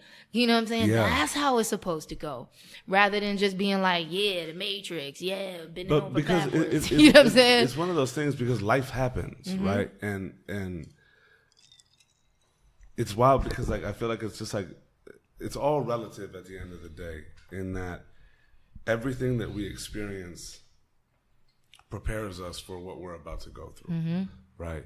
And sometimes we have control over that and others we don't, but the accumulation of what we've experienced allows us to be in these certain scenarios. Like imagine, if you made a different choice of like, you know what, I'm done with this. Mm-hmm. Every one of our choices plays a role in where we end up, mm-hmm. right? The thing is that we don't know what that choice will lead to. Mm-hmm. Maybe it is a choice to go red pill or blue pill, mm-hmm. but we don't have the choice of what that experience will be, right? Naturally, the things that we experience in life get us to a place and then it keeps going. This is the analogy that I like to use. Uh-huh. And I got this from the movie The Secret, right? Mm. It's like driving in your car at night, right? The headlights only illuminate so far in front of you. You can't see the next 100 miles. Yeah. You can only see a few feet ahead of you, but you know the road is taking you where you want to go. Absolutely. And that's what it is. Your choices may only unfold a few hundred feet in front of you at a time. But as long as you stay in your lane and you keep going, it's going to get you where you want to go eventually. Mm-hmm. You know, so you just got to keep that in mind. Like, you don't have any control except for your car. You can't control the other cars. Absolutely. You can only pay attention. Speaking of choices, it's one of those things that we make when we have an understanding, mm-hmm. right? And you had reached a point where everything had crashed down. Mm-hmm. In that period, right, you obviously now we know that you made a choice to fight and keep pushing forward, mm-hmm. right? What was that like, that feeling of having experienced success, right? Even though it wasn't like personal to that degree, but having experienced success, going through a breakup and understanding what that is, like in a moment where true colors are starting to be shown, right? In a moment where you're being exposed to the depth of this game, right? Mm-hmm. And as daunting as it is for somebody of your sight and understanding and ability, it's one of those scenarios where you're like, okay, I'm hitting the bottom, but what does this look like, and how are the people that are preying upon me, right? How is this jungle really operating, right? What was that experience of like being in the depth of that jungle as a creative, the constrictions that were around you, and also when was it in which it clicked for you? Well, I mean, like I had said earlier, I made it a point to always do the right thing, to always tell the truth, to work hard, you know, always take advantage of every opportunity that came. I never took advantage of people. I had opportunities too, but I didn't. I just always did the right thing. So when everything started crashing down, mind you, I'm not an angel, but it's easier to maintain the truth Yeah. I don't want to have to remember a lie. Absolutely. You know what I'm saying? That's too much work. Yeah. I'd rather just tell you the truth. You don't like it, whatever. In 10 years when you wake up, you'll realize, dang, Priscilla told me the truth, you know? So when everything came crashing down, I just always had that checks and balances to be like, but you didn't lie. You didn't do anything wrong for them to be like, why are you doing this? You know what I'm saying? When I say they, I mean, I had a manager that was trying to sue me because I fired him. And it's like, you know, it's like, bro, you fired. Like, you stealing from me. I know what you're doing. And he couldn't give me any answers. So I'm like, well, okay, if I can't get dropped, mind you, people think I got dropped from Capitol. I did not get dropped. They did not want to let me go. But I had to use what I had to get out of that deal. Absolutely. Because I was popping as a songwriter, so they didn't want to piss me off. Because they never know when they're going to need something from me. But, you know, and that's not to make myself seem like the big bad wolf. Definitely that's not what happened. But I had friends. You know, Ron Fair was president of Virgin at that time. We reconnected. But, you know, my manager at that time, when I fired them, they didn't want to let me go. It was like, you know, they was looking at my credit card receipts, sending me funeral arrangements to my house, like texting me numbers with no decimal points. Like, you made a check for 4000 space 0000 space. Like, it wasn't that many zeros, but you said it was enough to have commas, and then they wasn't in the right place. It's like, why are you trying to mess with me? You know what I'm saying? You know, I'm going out of the country. I had went, you know, ASCAP does this castle retreat in a castle in the south of France. I went to that. And they was like, I didn't tell anybody where I was going. They looked at my credit card. So he was like, oh, how was France? Like, bro, I didn't tell anybody I was going to France. So I just knew I had to get away from them, because it's like, yo, you guys are trying to like put your claws in my back. It's not about the music anymore. You're trying to make it be personal, you know. And so I just separated myself from them, and I found out legally that I could fire them, and I had to fire my lawyer because they had, you know, there's things that happen, right? So it's like, and I'm trying not to put anybody else's business on blast, but it's just, I'm speaking from my experience. The straw that broke the camel's back, I had set up this meeting. I hired a new lawyer, new business manager. I just started fresh because I didn't know where the problems were coming from. So I just fired everyone except for my manager, and I hired a whole new team. After a while, the same issues started arising. And so I'm just like, yo, what is this? This is weird.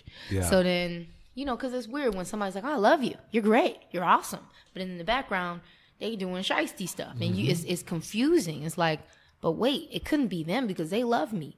You know what I'm saying? And then, so, you know, long story short, I hired this new business manager, and I had them come. I wanted them to, you know, meet me at my lawyer's office. We're going to go through all the documents, see what's not adding up. You know, they're my business managers. I'm trying to understand why my money is not coming to me, what's happening. And this said manager invited himself to the meeting, which I didn't know. And then on the way to the meeting, I get a phone call that says, oh, your meeting is canceled. What? Why is my meeting canceled? Oh, well, so-and-so can't make it. He wasn't invited. Wow. So why is my meeting canceled? You don't want me to talk to my lawyer without you. Oh, okay. So then I started putting two and two together. Like, okay. The forensics came out. Yo, I'm not out to get anybody. No. My thing is do the right thing. These are things that are experience. This is what I went through. Yeah. And so many people it happens to. And I have to take into account his fear as well. Because this guy was, you know, the manager that I was signed to, in other people's eyes, he's extremely powerful. But the one thing that I had that he didn't have is the ability to create something new. I can create another song. As long as I keep writing them hit songs, you don't have control over me, bro. Yeah. Because I'm making money. I'm making way too much money for anybody to let you stamp me out. Yeah. So I used that. You know what I'm saying? It's like, I'm just going to write another song. I fired him. I wrote my first number one. I don't even know how else to say this without putting people on blast, but it was produced by Serm Style. It sounded exactly the same as it did before certain people got on the song. And that's the song that went number one. I don't think it's a coincidence. You know what I'm saying? Like, that song went number one. And I think they couldn't stand for me to have that success outside of them. So they used politics, and it's like, you can't beat them, join them. So it made it look like You know what I'm saying? We helped her do this when that's Yeah. not what happened. You know what I'm saying? Politics It was come into politics. play. I mean, I was Very real, there yeah. when the phone rang and I hear them on the other end. Send me the files, send me the files, send me the files. You know what I'm saying? Just so you can have your name on it because you don't want to look foolish. Yeah. Like, you had this girl over here for 4 years and it took her leaving you to get a number one. And then the lawsuit started. And then I had, the song was playing on the NBA Finals that year. I'm hearing it every day. I got 7 cents in my bank account because I'm being sued by the same people who jumped on the song. Mm-hmm. You know what I'm saying? Then they had their own issues that they was going through, lawsuit and all that other kind of stuff. But it's like, yo, how could this be happening to me? Yeah. Like, you said I didn't make you any money. You said you didn't want to have anything to do with me. Not only are you suing me, but when I filed bankruptcy, because I truly did not have any money and everything was frozen, like all my assets were frozen because they accused me of doing some things that I didn't do. Yeah. And, you're innocent until proven guilty. In Yeah. this case, I was guilty until proven innocent. I didn't have anything. I had all this money, but I couldn't touch it. So I'm just sitting here, like, in this big house. Like, what am I going to do? You know what I'm saying? And so I just started, like, learning. Because before I was just being creative, just be pretty and write songs. And then I started learning, like, hold up, I can't what does this mean? Why is this happening? Mm-hmm. If this happens, then what happens here? You know what I'm saying? What can I do? Eventually, and I'm like fast forwarding. This is like a year. Sure. Yeah. You know what I'm saying? Because there's no way to explain what it's like, to fight someone who knows the law. When they know the rules, you know what I'm saying? If you got 30 days to file a document, they wait till midnight on the 29th day. And you think you finally going to get to breathe. Nah. You wake up on day 30 and it's like, dang. They're trying to smoke you out. They're trying to break you. Like, trying to make me come crawling back. And I wouldn't.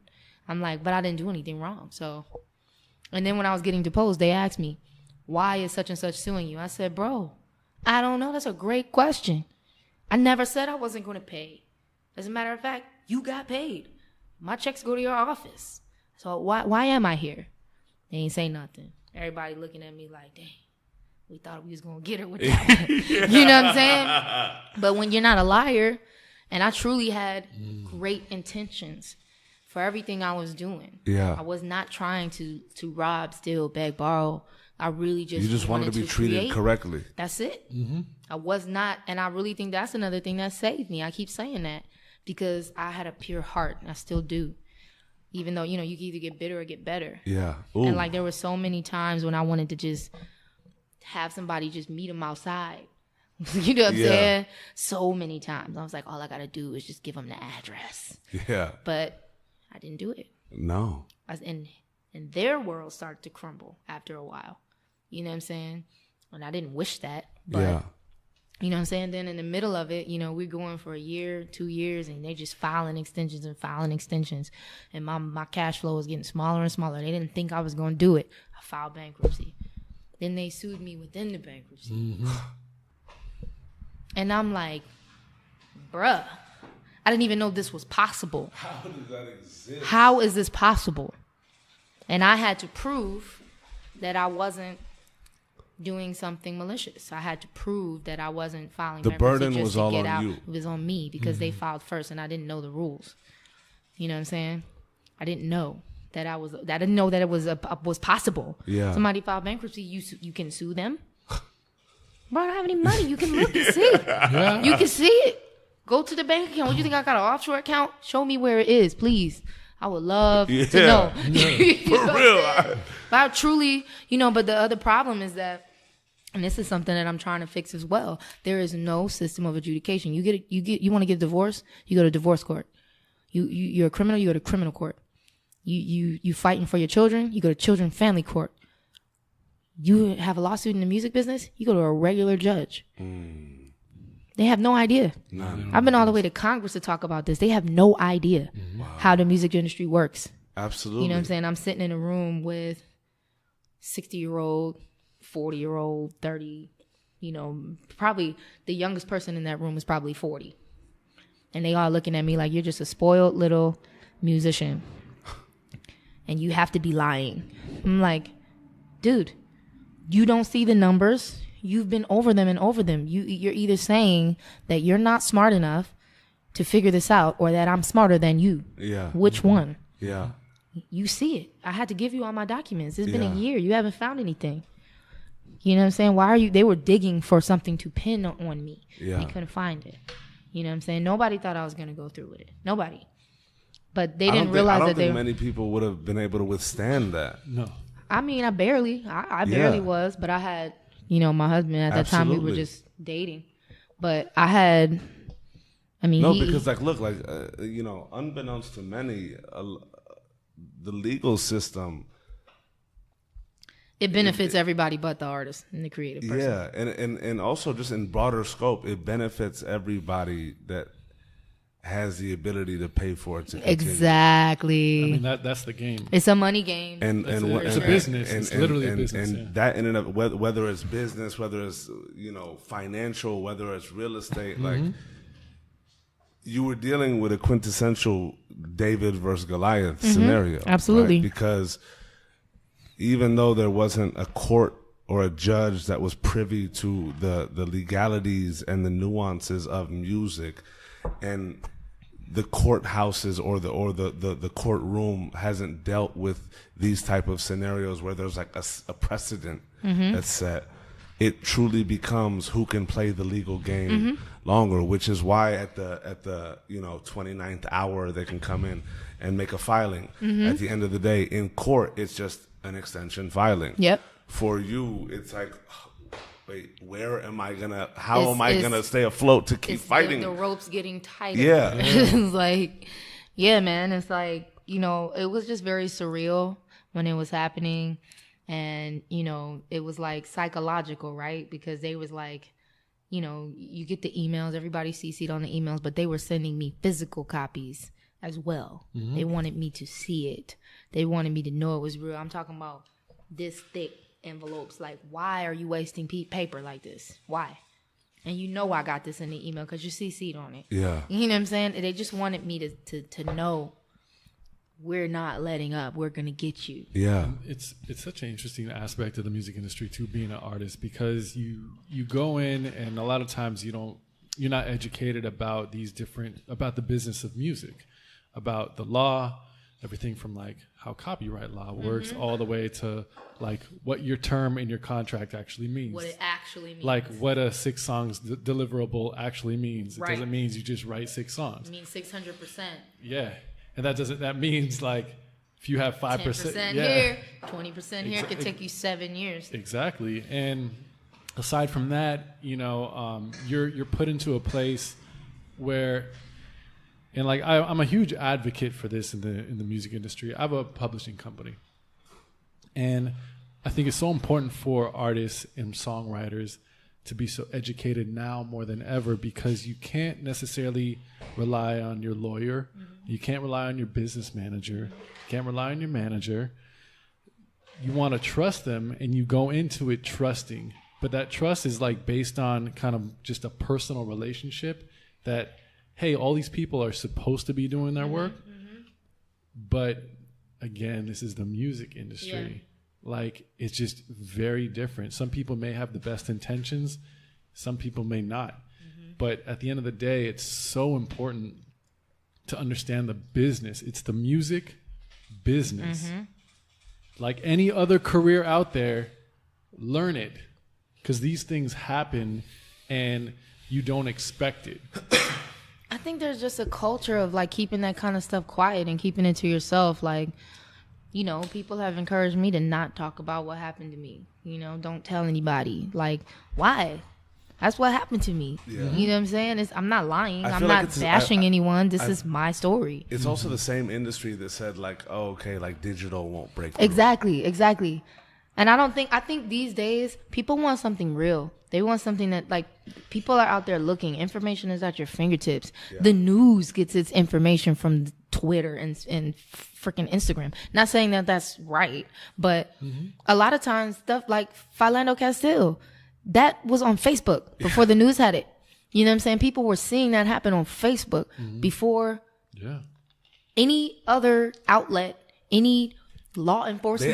They actually saw a man that was licensed to carry, say, officer, I have a carrying gun, a weapon, and he got shot. Like that automatically, just like anybody with a brain should diffuse. People are waking up. Yeah, People are realizing that the so. system is not built for them to win. It's built to oppress them. And I think even like I was saying to my husband today, when we went to Atlanta, we drove across the country. Like I needed a break. I need to get away from LA. I just couldn't. So we drove across the country, had a road trip. It was super fun. But when we got to Atlanta, I started realizing like, yo, why are these people driving so crazy? Like I'm talking about like right up on your bumper, ying, ying, switching lanes. I thought it was just Atlanta. Then we got back here, same thing. I'm like, yo, people are getting irritated. Like, there is an unrest. Like, people are realizing that it's not real. Yeah. You know what I'm saying? And, like, some people, when they've been asleep for so long and they're being forced to wake up, they don't know how to deal with that because it's like you got to rearrange your whole way of thinking. The way you think the world works. You work hard. Yeah. You get a job. You work hard. You wake up in the morning. You have your coffee and your biscuit. You go to work. You come home. You be with your family. They think that's the way it should go, but they're realizing that that's not how you win. We're in a day and age where the opportunity to shift the paradigm is a click away, right? And I think that beautifully said on that. Live, hey, love you. I love you. But I think that it's one of those things where, and you touched on this in that David and Goliath atmosphere, right? Is because the system doesn't want its inhabitants to be informed. Naturally, through history, it's only a matter of time before information circulates. We're also in a day and age where access is unlimited. Like right? that. But it also comes down to, I feel like the catalyst, there are many catalysts, right? But the pivot comes when those that have been oppressed by any type of system are educated enough and prepared enough to fight the system at its core. And I think that in and of itself, whether it comes to a community issue, whether it comes to a race issue, whether it comes to laws that deal with any multitude of issues, right? One of the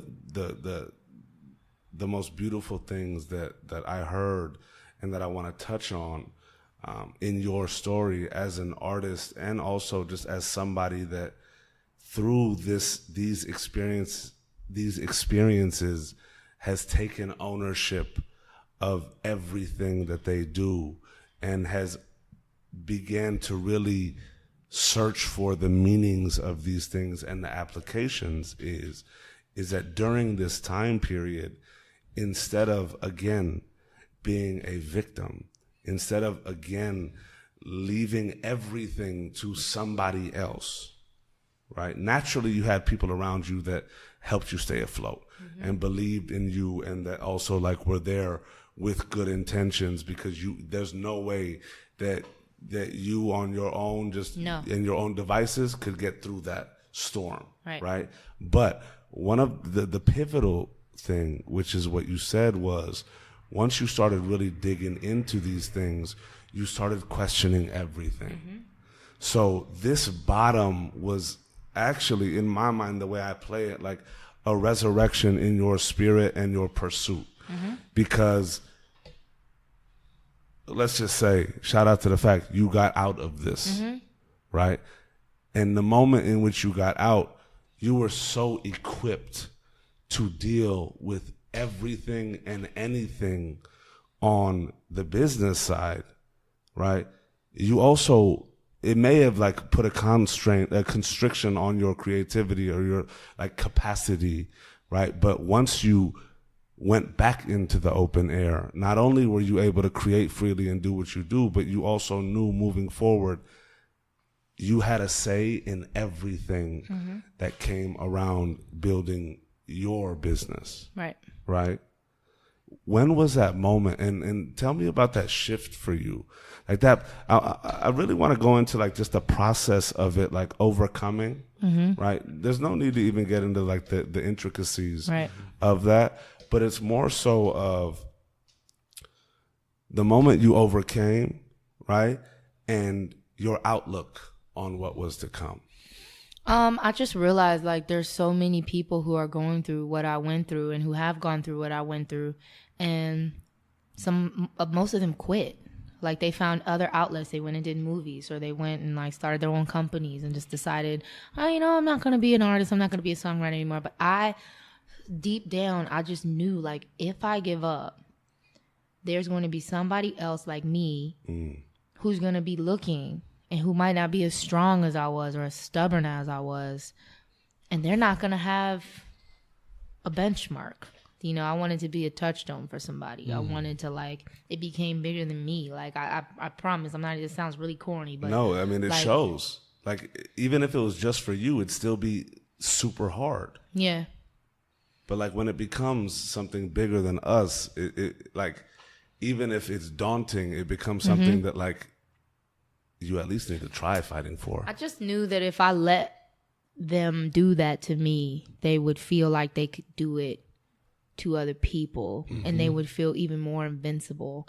And I think I knocked them backwards because I'm the only person to ever get away.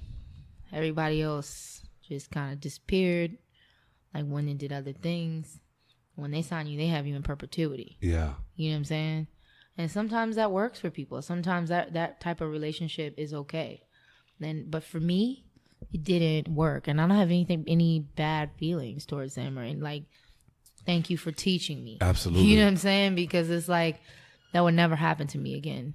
Never. At least not on that level. Yeah. I feel like there's going to be obstacles wherever I go, whatever I do, when you reach a certain plateau and then you look up and it's another peak you got to reach. You know what I'm saying? Absolutely. I'm only 28. It's like I've been through all of that stuff from the years of 20 to 28. That's like most of the time people are still developing who they are as a person. So I feel like, and I always knew like, yeah, I had written some really great songs, but that was nothing. Like I did all that stuff under duress.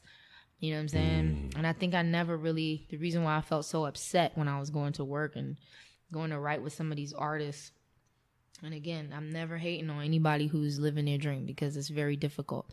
But I was going to work with some of these artists and I was just like, what is this? Like, why do I feel like I'm being held back? Why do I feel like that? Absolutely. You know what I'm saying? Why do I feel like I'm swimming against the current?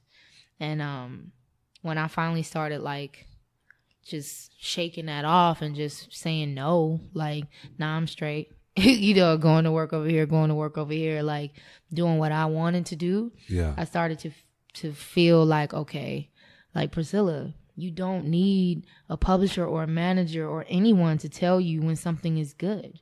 You don't need that. You know what you need to do is you just need to trust the song and you need to follow your heart. Like just trust, let it flow from your spirit. It's not you anyway. Like I'm a channel, you know what I'm saying? It comes in and I just put it out. And what I have to do is protect that. And I have to fight. Absolutely. When I know that something is divine. Sometimes people in the room are not in tune with that and they want to fight it and they want to go like the ABCD route.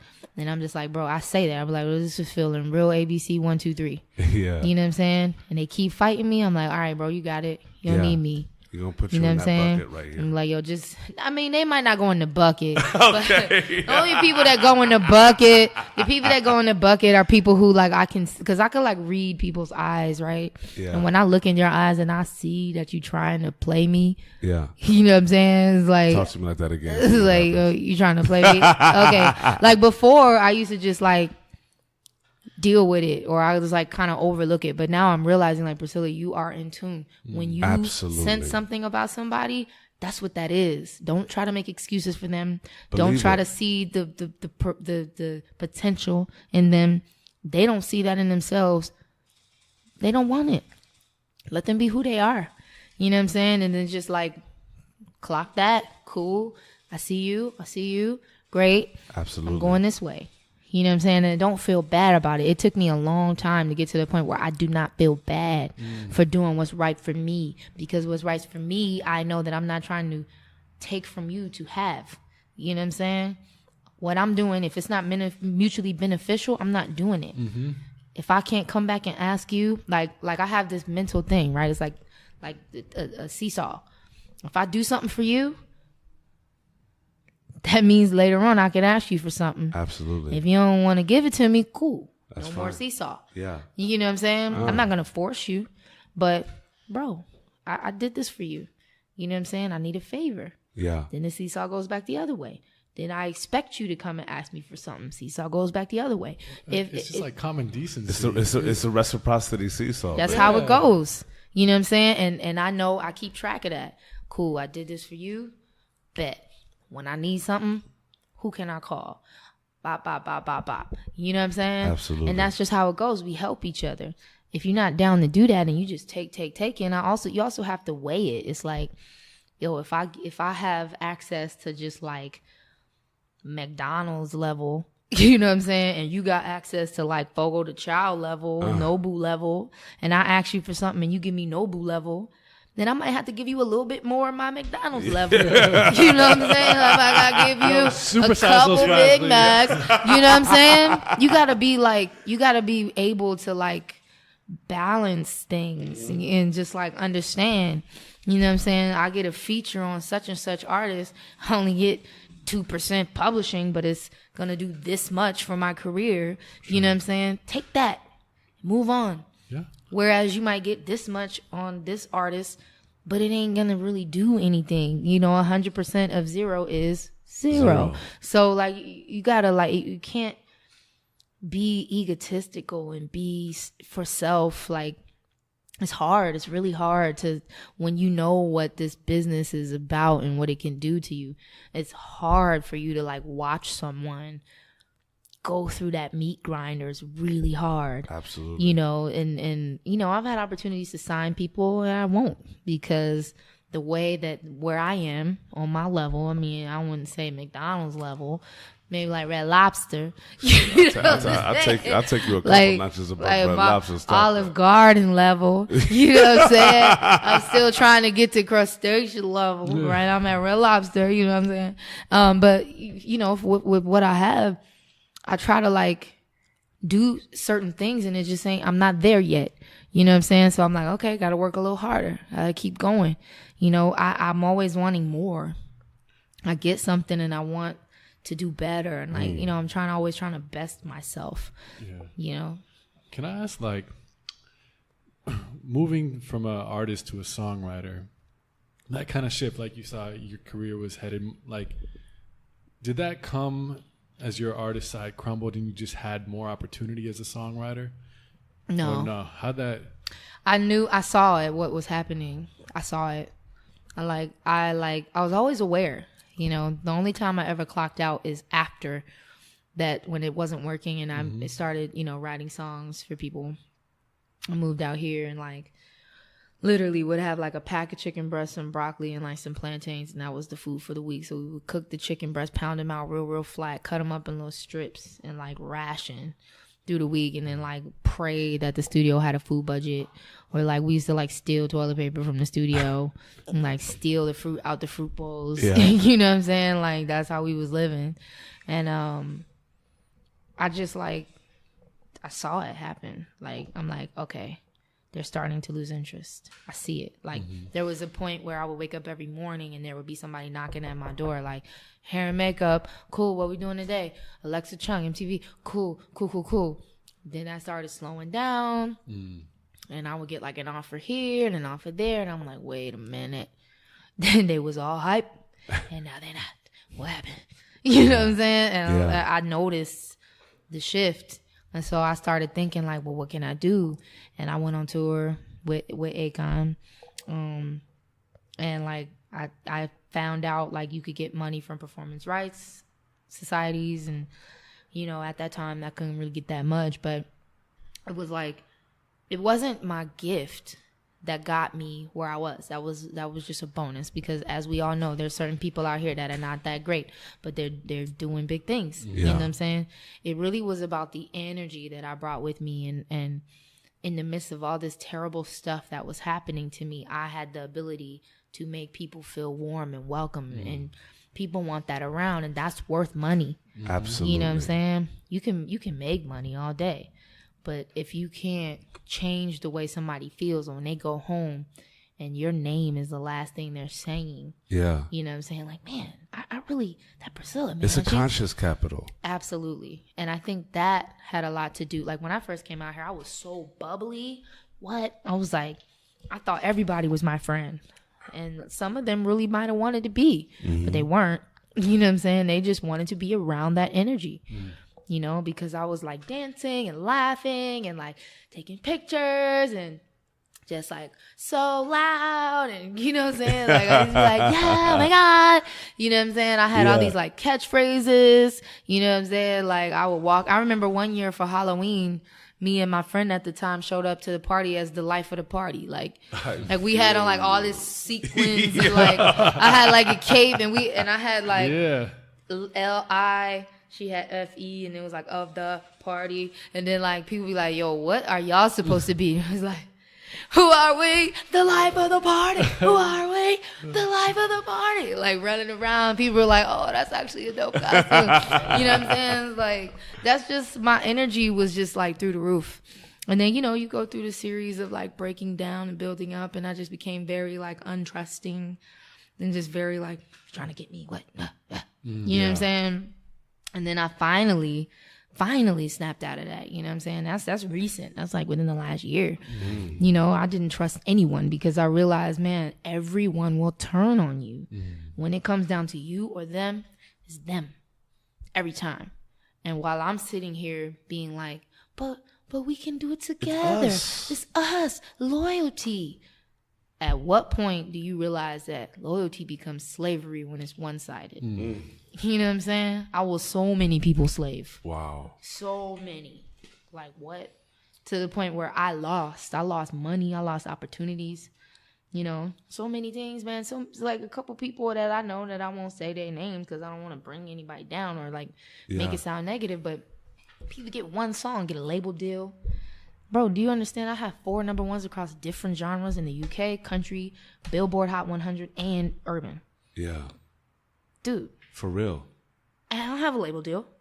Anybody throwing millions at me? Why? Because I didn't understand how it works. It's hype. You know what I'm saying? I was actually gifted. You know what I'm saying? And I'm out here doing things because I'm gifted, not because... You know, and I have to say, I'm blessed, very blessed. Absolutely. It wasn't calculated. It wasn't like, let me go write this hit today.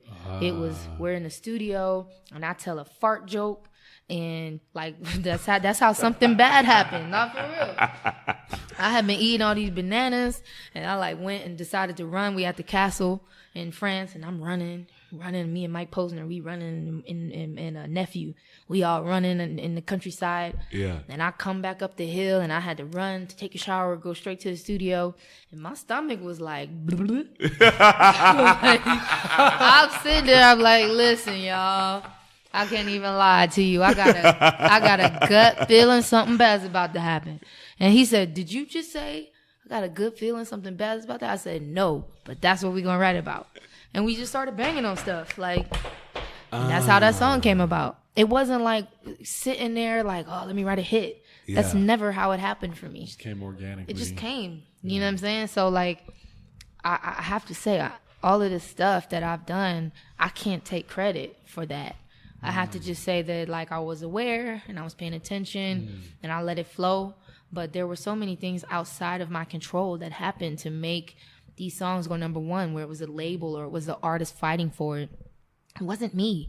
I can't say, like, I really can't sit up here and say, like, I'm the best. That's why when people say that, I just be like, bro. Well, what's crazy is, like, it wasn't a career move, right? In the sense of, oh, shit, this isn't working, so let me try this. This isn't working, so, you know how people get really bouncy like that?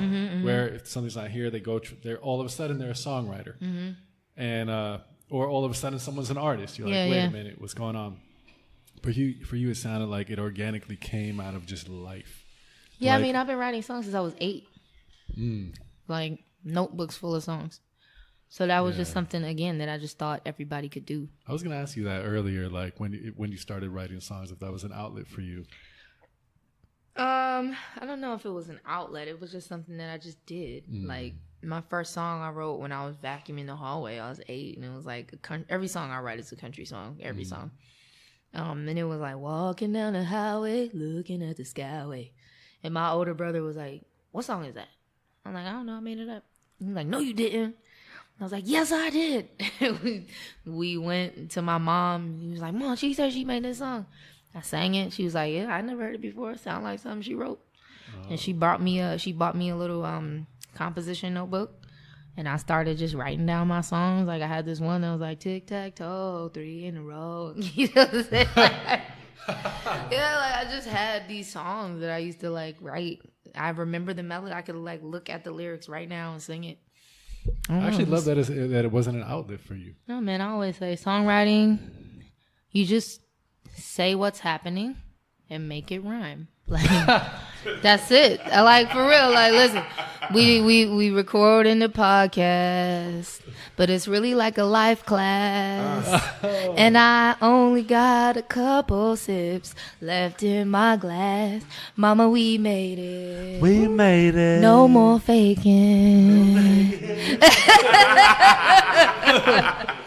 Nah, man, you know what I'm saying? Like, you get it. It's just, I just say what is happening, you know, and I just like observe the moment, and then I document it and I make it rhyme. It's like, it's a puzzle, you know, it's only like so many bars, and you know. How crazy is it that looking back on all of these stages in your life, that like all of your gifts and all of the things that have happened to you along the way that either were a marker or were something that you were able to look back on and understand in more depth or clarity, have come to really like add up to allow you to completely internalize it all and be way more comfortable with it. Mm-hmm. You know what I'm saying? The girl that was able to, the girl that had great handwriting, that was writing all of these things, but seeing it in a very organized scope. You, as you said, you may not have understood what it meant then, but you were able to compartmentalize it, right? And your experiences, like you may not have understood what all these things meant, but when the time came for you to be able to take all that chaos and confusion and start compartmentalizing it into the components that made up what you were doing, not only did it start making sense, but you started taking ownership of them, right? I think it's a big testament to who you are, and also a testament to just like us as human beings. Yeah, you better do that, right? You damn right, take that charger out the wall. You know what I'm saying? Shout out to Ray Sean in the building. No, that's bro right there. That is Priscilla Renea's husband. An incredible human being. I had to shout you out. Yeah, give me that. Yeah, I feel you. Keanu Reeves. He over there on his ninja. I respect it though. But to be honest, it's like it's one of those things because you're the epitome of a being that has continued to take a step forward. Mm-hmm.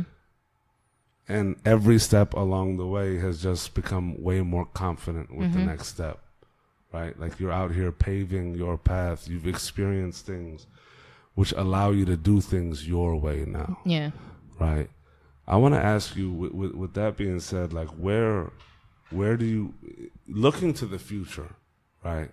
Also understanding that there are so many things that will happen that will play its course. But in this moment, looking to the future, where do you want to take your craft, and where do you want to take your responsibility to that craft?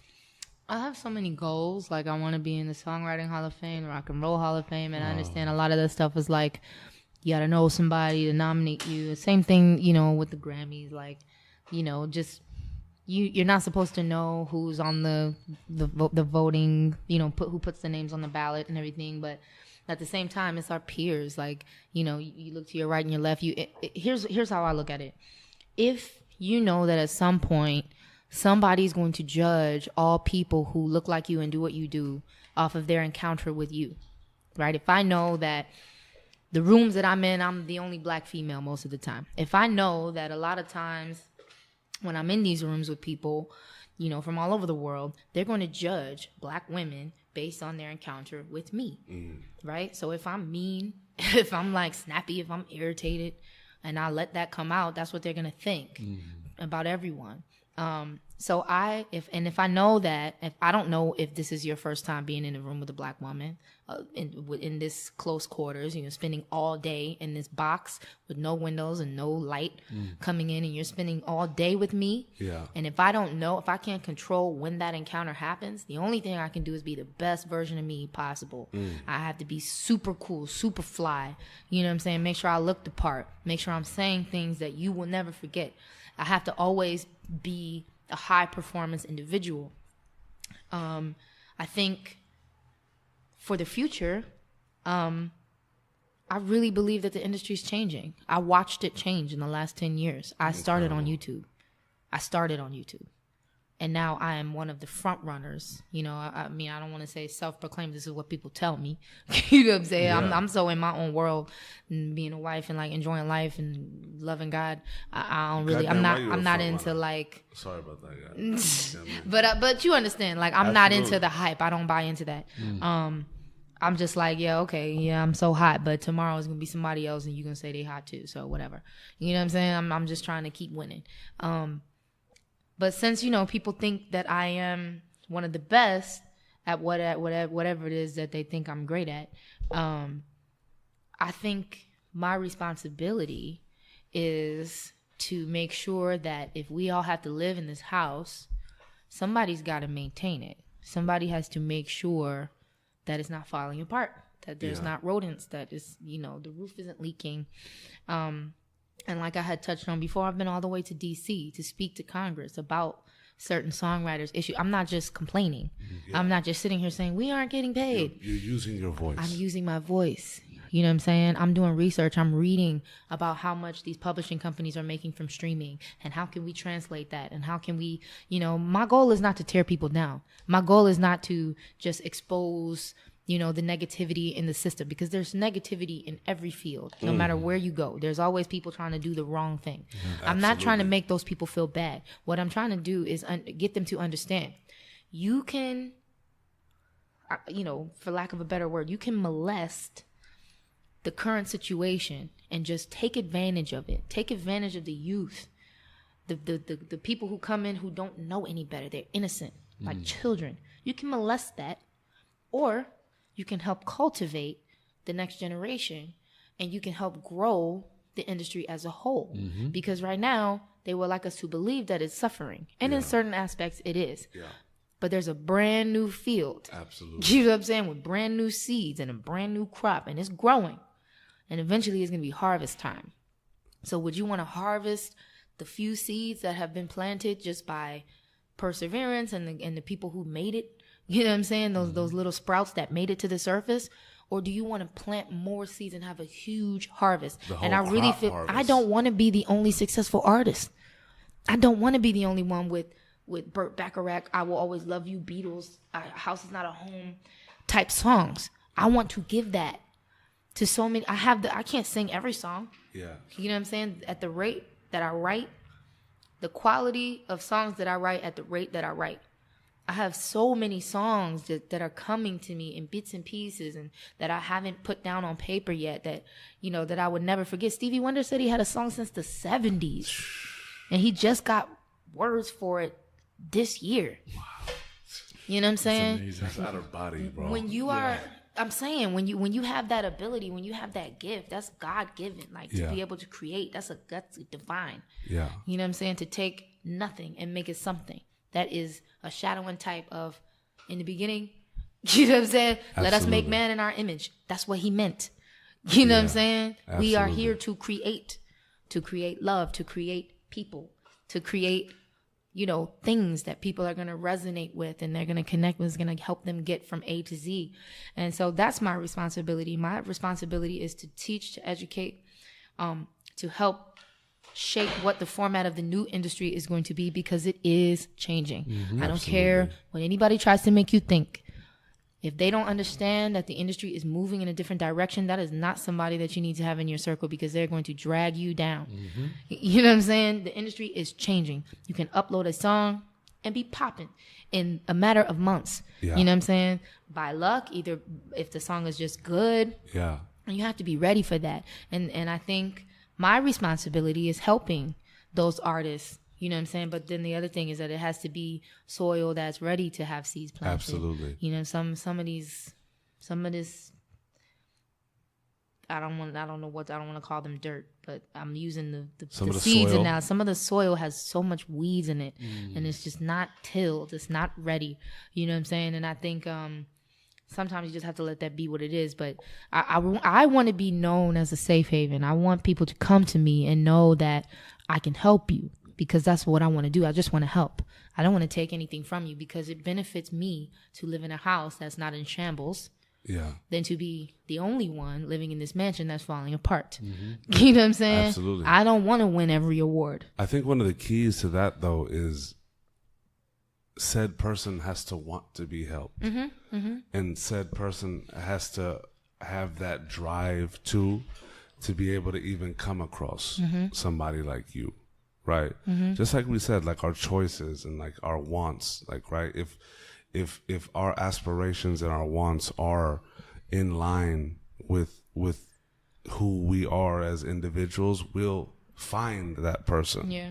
Right. Instead of wanting to join the crowd, those that really build upon themselves, there's no, like, it's no mistake that the people that focus on their beings and the people that focus on what make them and are grounded in that build circles around them of like-minded people, because those are the types of people that have an opinion. You know what, though? I also have to have a certain element of empathy and compassion, because I know how hard it is. I know how hard it is. It's so hard. Absolutely. Even when you want it, even when you're searching for it, there's so many forces that are against you. And, you know, you have to make your intention clear, because when the system feels like you're trying to tear it down, it's like, pop, pop. Yeah. You know what I'm saying? We got to get rid of her. Absolutely. You know what I mean? So I have to be very careful about making my intention clear. I'm not here to tear down the system. Yeah.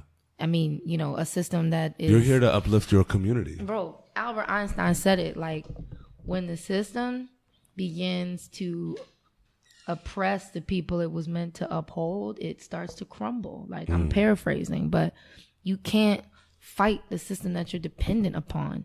I'm dependent upon it because I'm in this business. So I'm not trying to tear it down. That would be, you know, that would be, what's the word I'm looking for? That would be like detrimental. Counterproductive. Counterproductive, yes, exactly. What I want to do is help shape the minds of the people who are going to be living in this business or in this, in the industry, in the current state that it's in, because you have to understand what you're up against. You have to know your audience. You have to understand your environment. You know what I'm saying? Like, if you know that it's going to rain, you don't go outside in a bathing suit. You put on a raincoat. You know what I'm saying? And that's all it is. That's what I'm saying. Like, dude, like, understand that it's levels. You know what I'm saying? Like, absolutely. If you are blessed enough to survive your mistakes, then you have to be humble. Yeah, it's like shucking corn almost. You know what I'm saying? Like, it's like you gotta understand that this is a firing process. You know, you go in the kiln and you get, you know what I mean? Like, you're formed by the clay. There are steps. There's steps. You can't just like take some wet clay that you made into a vase and put something in it. It will dissolve. Yeah. You know, you gotta put it in a fire. And then it becomes something that can hold something.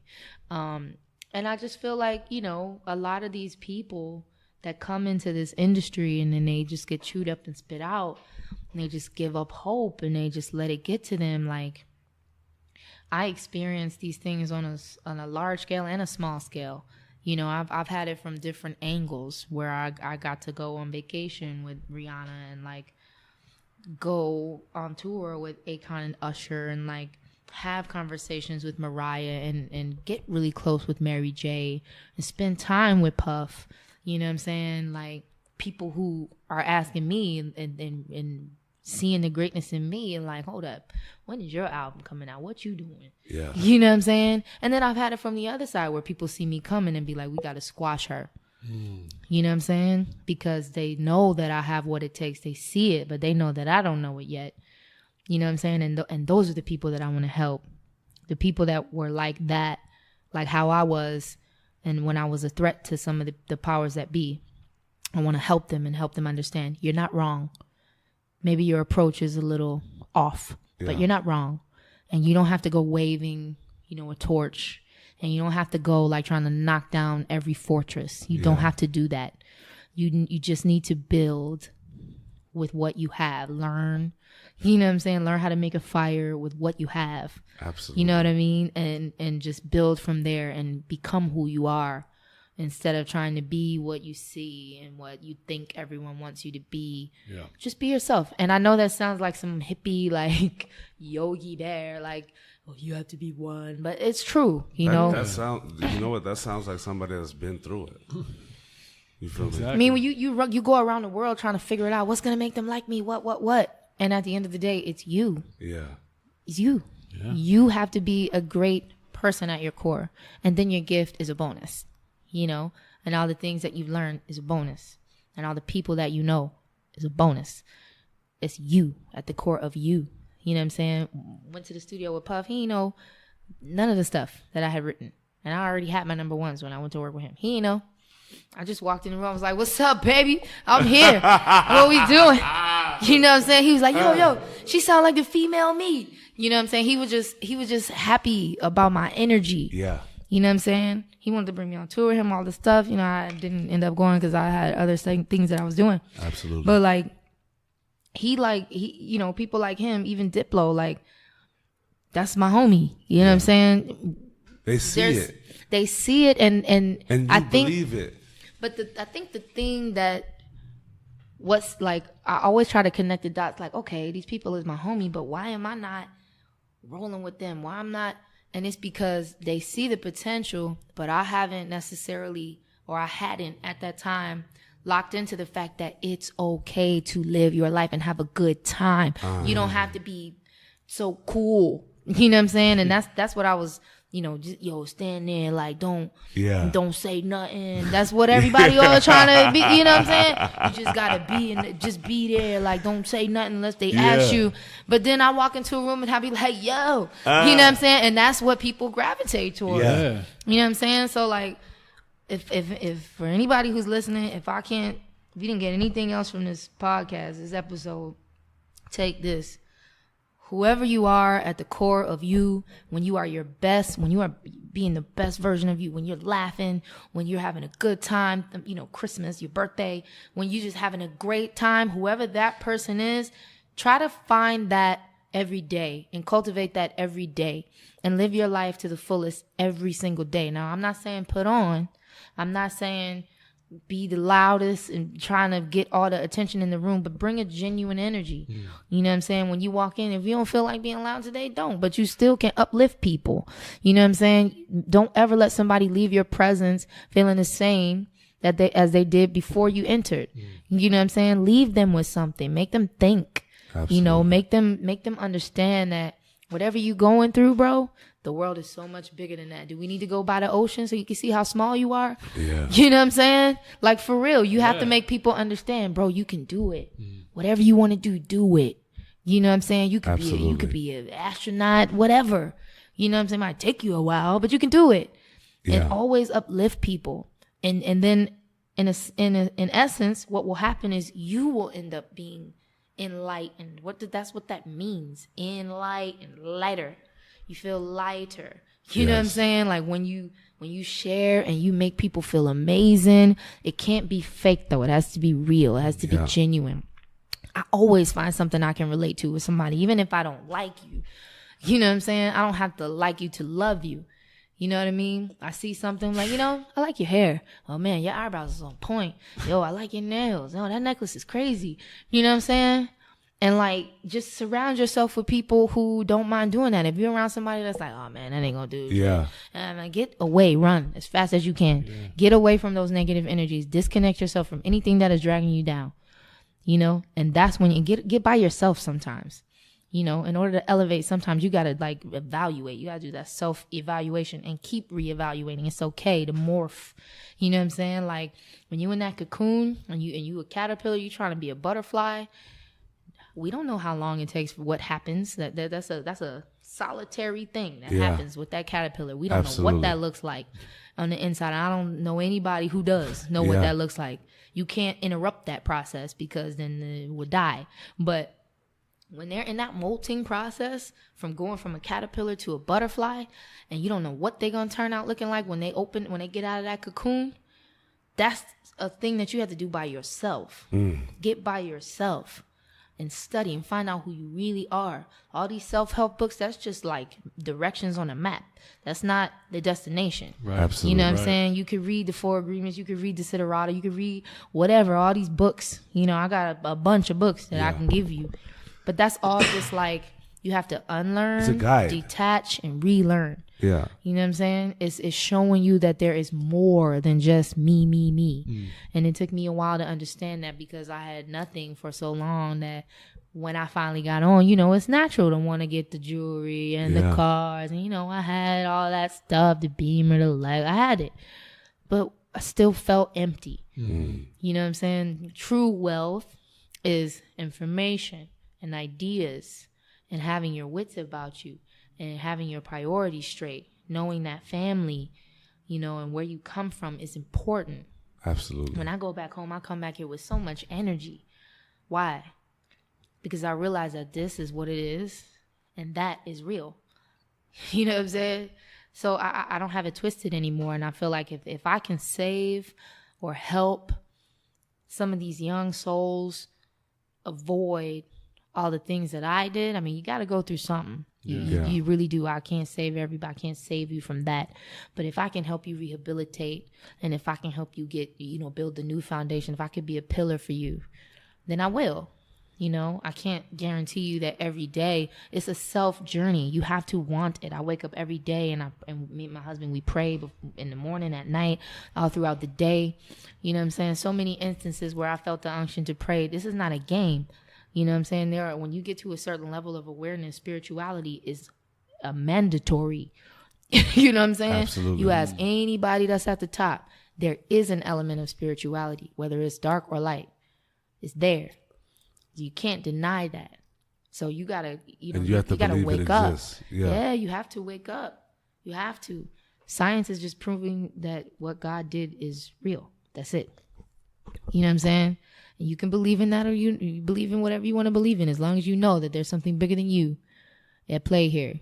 And once you start, you know, adding that element of like seasoning to everything that you're doing, things just start flowing, man. I hadn't picked up the guitar in years, bro. Years. Not for real. Like when I was doing all that stuff, picked up the guitar recently, man. I've been going. Like I'm talking about, I'm like, whoa. They don't let me get my slash on. You know what I'm saying? But for real though, like my husband been pushing me. You need to get on that guitar. You need to get on that guitar. Yeah. I'm realizing it's not me. It's not me. It's divine. I just have to be prepared. You just have to prepare for the moment. And like I said, I've been hearing God telling me like, yo, let's get to it. It's coming. Yeah. You don't want to miss this train. I'm giving it to you again. You know what I'm saying? Because this is my second shot. I had my first shot as an artist in 2009. You know what I'm saying? I'm getting ready to put out this second record, but I've been through 9 years of just that kiln, that firing process. 9 years. And there's always going to be people that's trying to attack you. It's always going to be an element of negativity. But you just have to be able to flip that. You know what I'm saying? I guarantee you nobody's going to expect you. They coming after you. Nobody's going to expect you to look them in the eye and say, hey, bro, it's okay. Yeah. I know. Yeah. I know. You can't stand it. It's cool. Yeah. You know what I'm saying? What can I do for you today? For real. You know what I'm saying? They're not expecting that because there's nothing you can do to me. There's nothing you can do to me. Physically, yeah, but I'm on the eternal. Yeah. You know what I'm saying? You can't kill me. My word's gonna live forever, bro. Yeah. And if you try to stamp me out, that's just gonna make it bigger. So what you might as well leave me alone. For real. You know what I'm saying? For real. Think about it. They killed Biggie and Tupac, bro. Them the biggest, like, Yeah. you know what I'm saying? I'm not saying that you gotta die for that to happen, but what I'm saying is when people try to oppress you, you come back stronger. It's like that slingshot. You pull that slingshot back. You keep pulling that slingshot back. Yeah. Well, the farther back you pull it, the farther forward and with more force, that thing is gonna fly. So I want people to just keep that in mind, man. Like, and I'll tell you this: the Priscilla Renea slingshot is gonna go further than Evil Knievel ever could have. Believe that. Believe that. I just hope I can help people. That's all I want to do, man. And we know you will. You have been. You'll continue to. And when it's all said and done, I know damn well little Priscilla from the country gonna look back and smile. You feel me? I'm already smiling. You better believe that. And with that being said, I'm about to do a mic drop and just say, Mama, we made